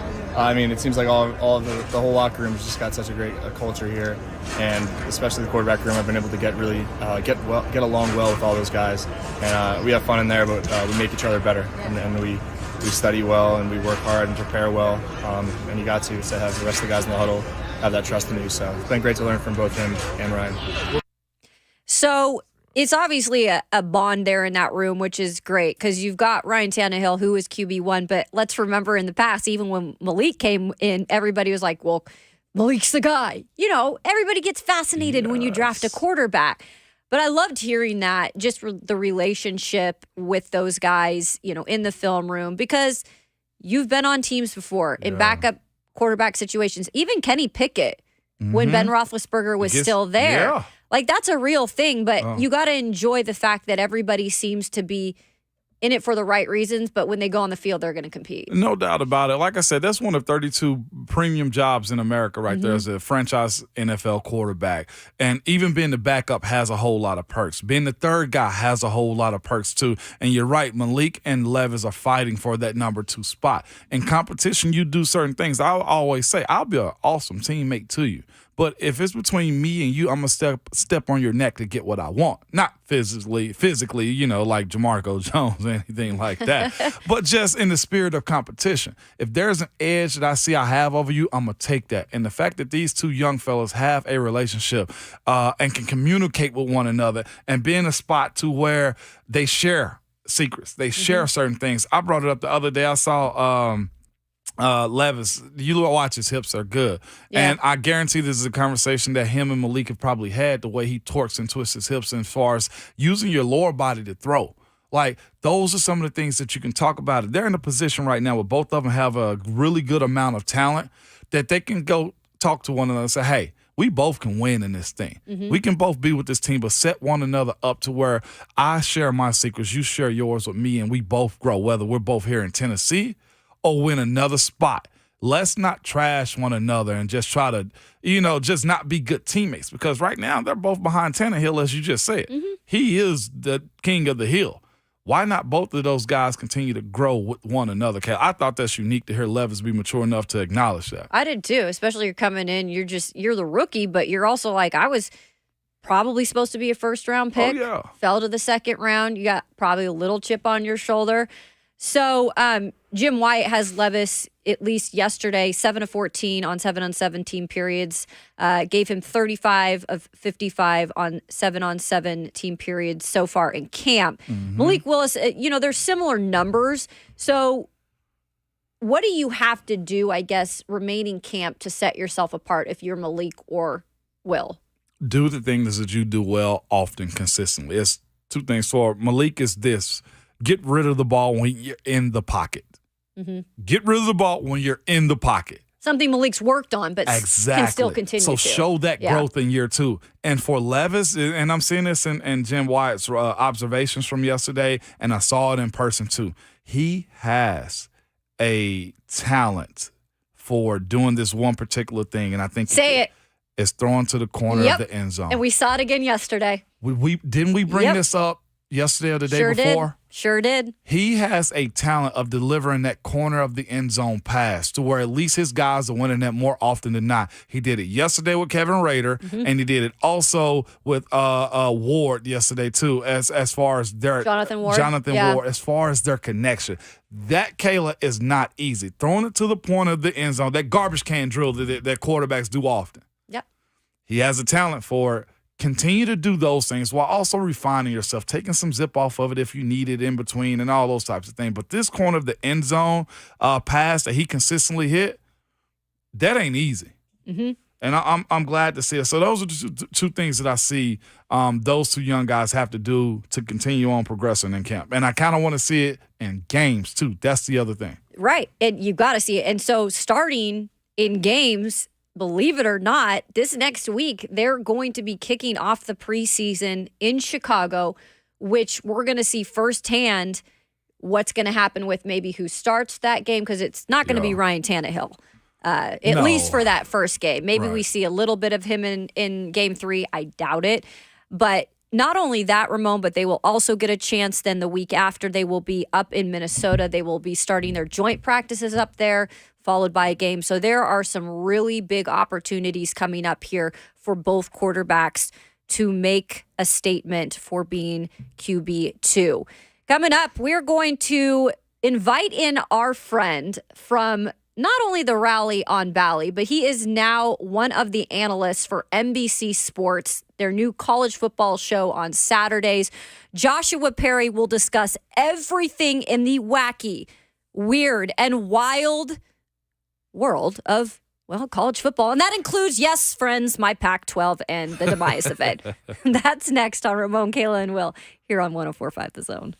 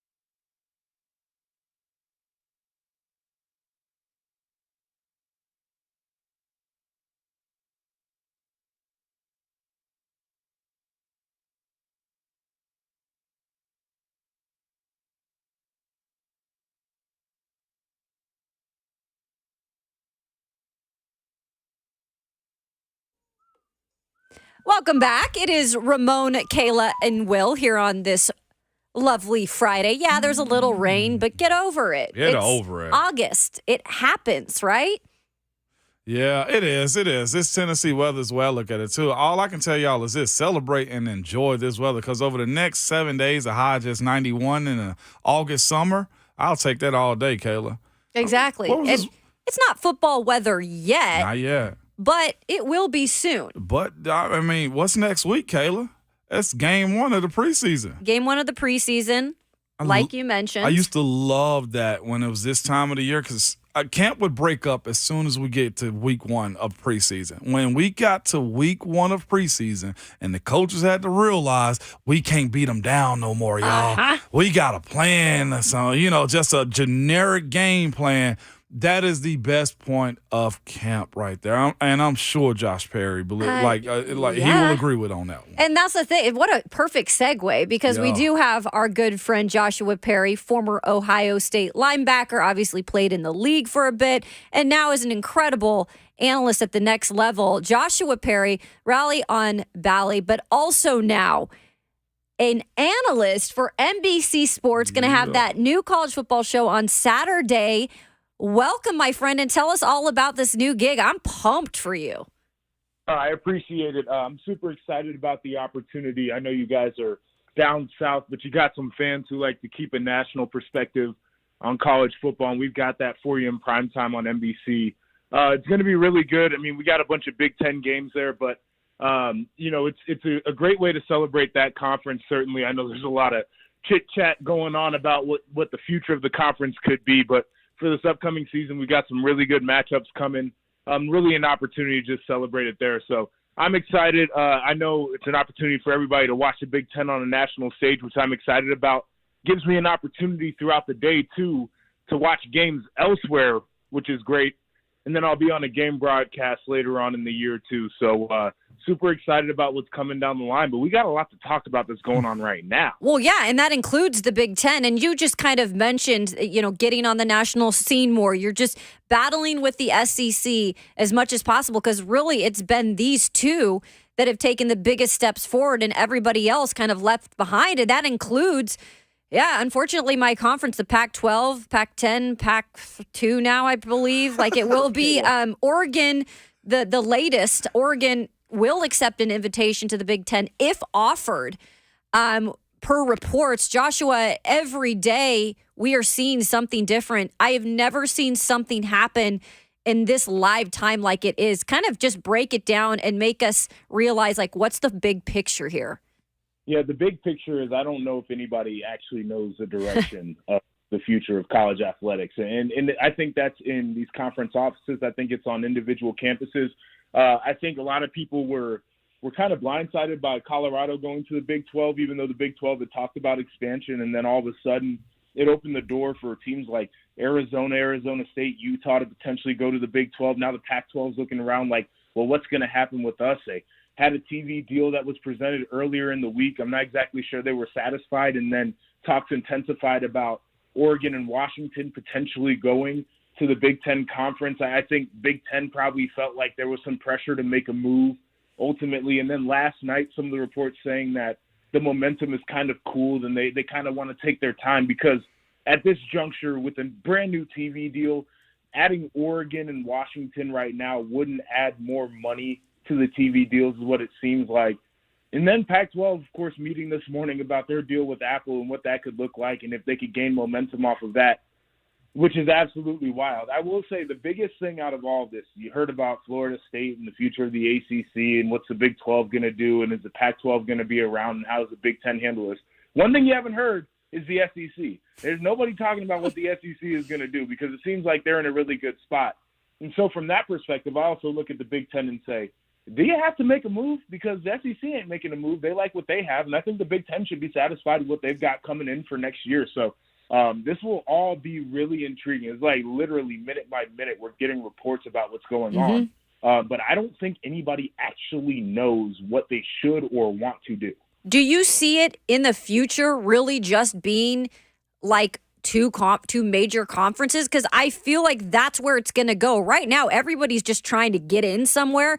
But in the end, I feel like that might be what it is. Yeah, it feels like it. I think it could be a scenario actually with 3. I think it's going to be the Big Ten, obviously, the SEC, and then the Big 12 has made some moves to say that they're fighting for survival, and I think that they're going to be able to weather this storm. So it does ask the question about the ACC, and I know they're very dissatisfied with their grant of rights and how much money they're making through 2036, which for anybody out there, never sign a contract that long. That's absolutely wild behavior, but that's what they did, and they've got to deal with the repercussions of it. It also brings up the question, we haven't tossed this name out, but Notre Dame at some point, they're really going to have to think about their status as an independent. And it's not so much the TV money because their relationship with NBC has been around for a long time. I know either side values it. The new AD going to Notre Dame is coming over as an executive from NBC. So obviously there's an affinity between those two entities for each other. I'm thinking about the future of the college football playoff because right now you've got the auto bids, and they're obviously going to have to look at that with all the conference realignment. But Notre Dame's in a scenario where they'll never get a first-round bye because they will never be a conference champ. Yeah. And for that program, especially to have to win more games in the playoff, it puts you at a disadvantage when it comes to the national conversation. I'm curious what happens there too. Josh, about 45 minutes ago, a report from On3 has kind of said that the momentum for Washington and Oregon to go to the Big Ten has kind of been deaded a little bit simply because Oregon, those two schools don't want to be the reasons that or take blame for killing the Pac-12. Like, imagine the era that we were raised in, Josh, like the idea that the Pac-12 is about to die out. And that actually should hold a little bit of weight to keep that conference together. Or do you think this is just another negotiating tactic? I think it's a little bit of a cop-out, honestly. Like, I think that the Big Ten is using that. And I truly believe that there are some people in the conference office and on different campuses, athletic directors and presidents that hold that sentiment that they don't want to be the reason that one of the historic conferences, I think it's been around for 109 years, would crumble. But I feel like it is a convenient excuse because that conference, the Big Ten, feels like it's under pressure to make a move where they haven't had the time to really consider all the repercussions of that move. So for me, I think it is a little bit of a tactic just from a let's pause this, let's take a deep breath. We'll pick up the conversations in the next few weeks instead of having to make a decision in 2 days. I want to take you back to Big Ten Media Days. I was there last week. Last Wednesday, the commissioner of the Big Ten, Tony Petites, his first year in that job, he was asked about conference expansion, realignment, and he said, we've got 2 brands coming in next year in USC and UCLA, and we're not in a rush to look at adding anybody else. We want to ease them in and have that transition be smooth. Then earlier this week, it was, no, we're not going to do anything. Then 24 hours later, it's like, well, we're authorized to make moves now. And all of a sudden it's, well, we don't want to destroy that conference. No, you want more time to make the right decision. I think that's perfectly fine, but just say that. Absolutely, just say that. But do these coaches understand what they're getting themselves into also? And the Pac-12 going to the, USC going to the Big Ten to compete against that. Colorado going to the Big 12 to compete against that. Texas, they recruit nationally just like Ohio State or anybody else, right? Like the players that you're allowing in your backyard now. Like I look at USC and say, Michigan. You now have a problem on your hand. Ohio, you now have a problem on your hand because California is a little bit warmer, a little bit cooler as far as, the outlook on what it means for them coming to your conference. Do they have to worry about recruiting any different than they have in years past? I think everybody's thinking about that. It's a great question you just asked. Everybody is thinking about that. And it's even, if you're Lincoln Riley, right, you got all the quarterbacks in your backyard in California. There's some Big Ten teams, and I'm looking at Ohio State. They've done a really good job of recruiting some of those quarterbacks to come to the Midwest. Well, now all of a sudden, is Penn State going to be in the mix to go ahead and get a California quarterback? Is Michigan going to do the same thing? And then on the flip side, you're 100% right. If I'm USC, I'm looking at where is it hardest for me to build my team regionally? And it's probably some of the dudes up front. Like, you got great skill guys. California is known for skill. A lot of guys who run track and play basketball on top of playing football out there. What about the dudes in the trenches? What about the wrestlers that get gritty during the winter? Well, I'm going to go into Michigan and Ohio, and I'm going to get a couple of those guys, right? Like, I'm going to go to Wisconsin, and I'm going to steal an offensive lineman. I think everybody is thinking about that. But on the flip side, you know what else they're thinking about? They're thinking about the money. Right? These guys are thinking about how much more money is going to be in their paycheck because of these fat TV contracts. Mm-hmm. And I think it helps ease some of the pain. Dan Lanning at Oregon just signed a new contract. And I thought the most interesting thing in there is the fact that he has to pay $20 million if he wants to leave for another school at any point. This is Oregon, the school that has no idea what their future is. Mm-hmm. But Dan Lanning felt like whatever move is going to be made is going to be financially beneficial and put him in a spot to be successful, to where he said, I would pay that $20 million to get out. So I think a lot of these people are thinking about the money, and that's what's driving these decisions right now. Now, Joshua, you bring in this some because now we're talking about the finances of everything going on. What also has to happen now is coaches will be recruited against because of the city they're in. 150,000 in Los Angeles is not the same as 150,000 in Columbus. Is that a negotiating tool when trying to get a kid to commit?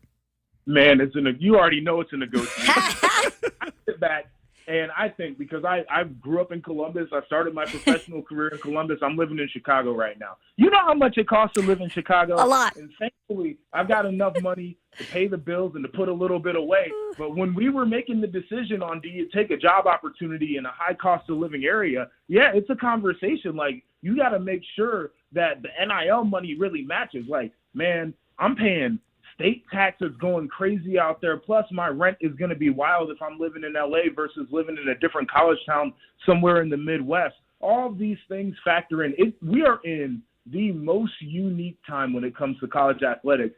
The thing that we haven't talked about, too, and I know that we're football people, Ramon, but a lot of this conversation, what's being lost is what happens to some of the Olympic sports, the non-revenue sports, or even a sport like basketball, where you're going to be on the road. Like, is the Big Ten going to have a plan to play in pods? Like, for some of the teams that can't charter flights and they got to fly commercial, one of my coworkers is supposed to be in New York last night. Flight got canceled leaving out of O'Hare. You know how often that happens? And if you got to play a game traveling out of Chicago to go out to the West Coast, good luck. And so there's so many different factors that play into this thing. So obviously Pac-12 presented with this package with Apple TV, clearly a streaming service. And it's something where if you really look into it and you see the future of where television is going, do you feel like right now it might not look great, but do you feel like that is the future anyway? And maybe you could kind of position yourself in the future for a good situation? I think the streaming only is a tough play. I think a lot of people are perturbed by it because now you're asking fans to buy an extra add-on subscription that, it's like it ends up being like $6-7 a month, but everybody's going to complain about $7 a month. And then they're going to say, well, I can't find the games. And it's like, all right, well, Apple, it's their first time doing football. What's the broadcast actually going to look like? There's going to be a million different complaints. They're going to talk about exposure, all these things. I think what Big Ten and SEC have done with their model in terms of TV contracts is probably where the future is, where it's going to be a hybrid model. You're going to be able to flip on ESPN. You'll be able to see SEC games, but you'll also be able to get them on ESPN Plus streaming. You look at the Big Ten, you're going to get games on Paramount. You're going to get games on Peacock, but you're also going to be able to flip on Fox and CBS and NBC, and you'll get all of your games right there. To me, I think it's got to be a hybrid approach. I think people definitely want to, because football is old school. You got an old school fan base. They just want to turn on the TV and see the games. But for somebody like me, I'm 29 years old. I got Paramount. I got Peacock. I got Apple TV Plus. I got ESPN Plus. I got all the streamers. Like, I have all of it, so it's not a big issue. And I think it really does bring in a fan base that says, listen, I cut the cord, so yeah, let's stream the games. So you talked about the SEC. You're clearly in Big Ten country, but you follow the SEC. We just had SEC Media Days here a couple of weeks ago, and I just was fascinated with the fact that Nick Saban took the podium and was the most relaxed I probably think I've ever seen him, was joking around, which we don't usually see in front of the media. And it looks like for the first time, he doesn't feel like they have a target on their backs because Georgia has taken over that role, which makes me think that is a deadly situation because when Bama doesn't feel like they're getting respect, watch out because Saban ain't done yet.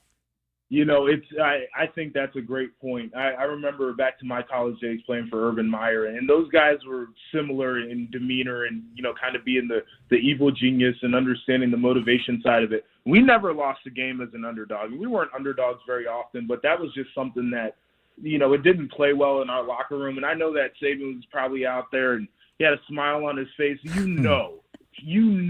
playing that up in the locker room, that those guys are underdogs. And I get that. They've got a quarterback situation that probably isn't ideal for them. I don't think they know who's going to be the starter for game one and then who's probably going to be the starter at the end of the year. Wide receivers, I know those guys have been taking some flack for not being in the rooms that we saw even, 3 seasons ago.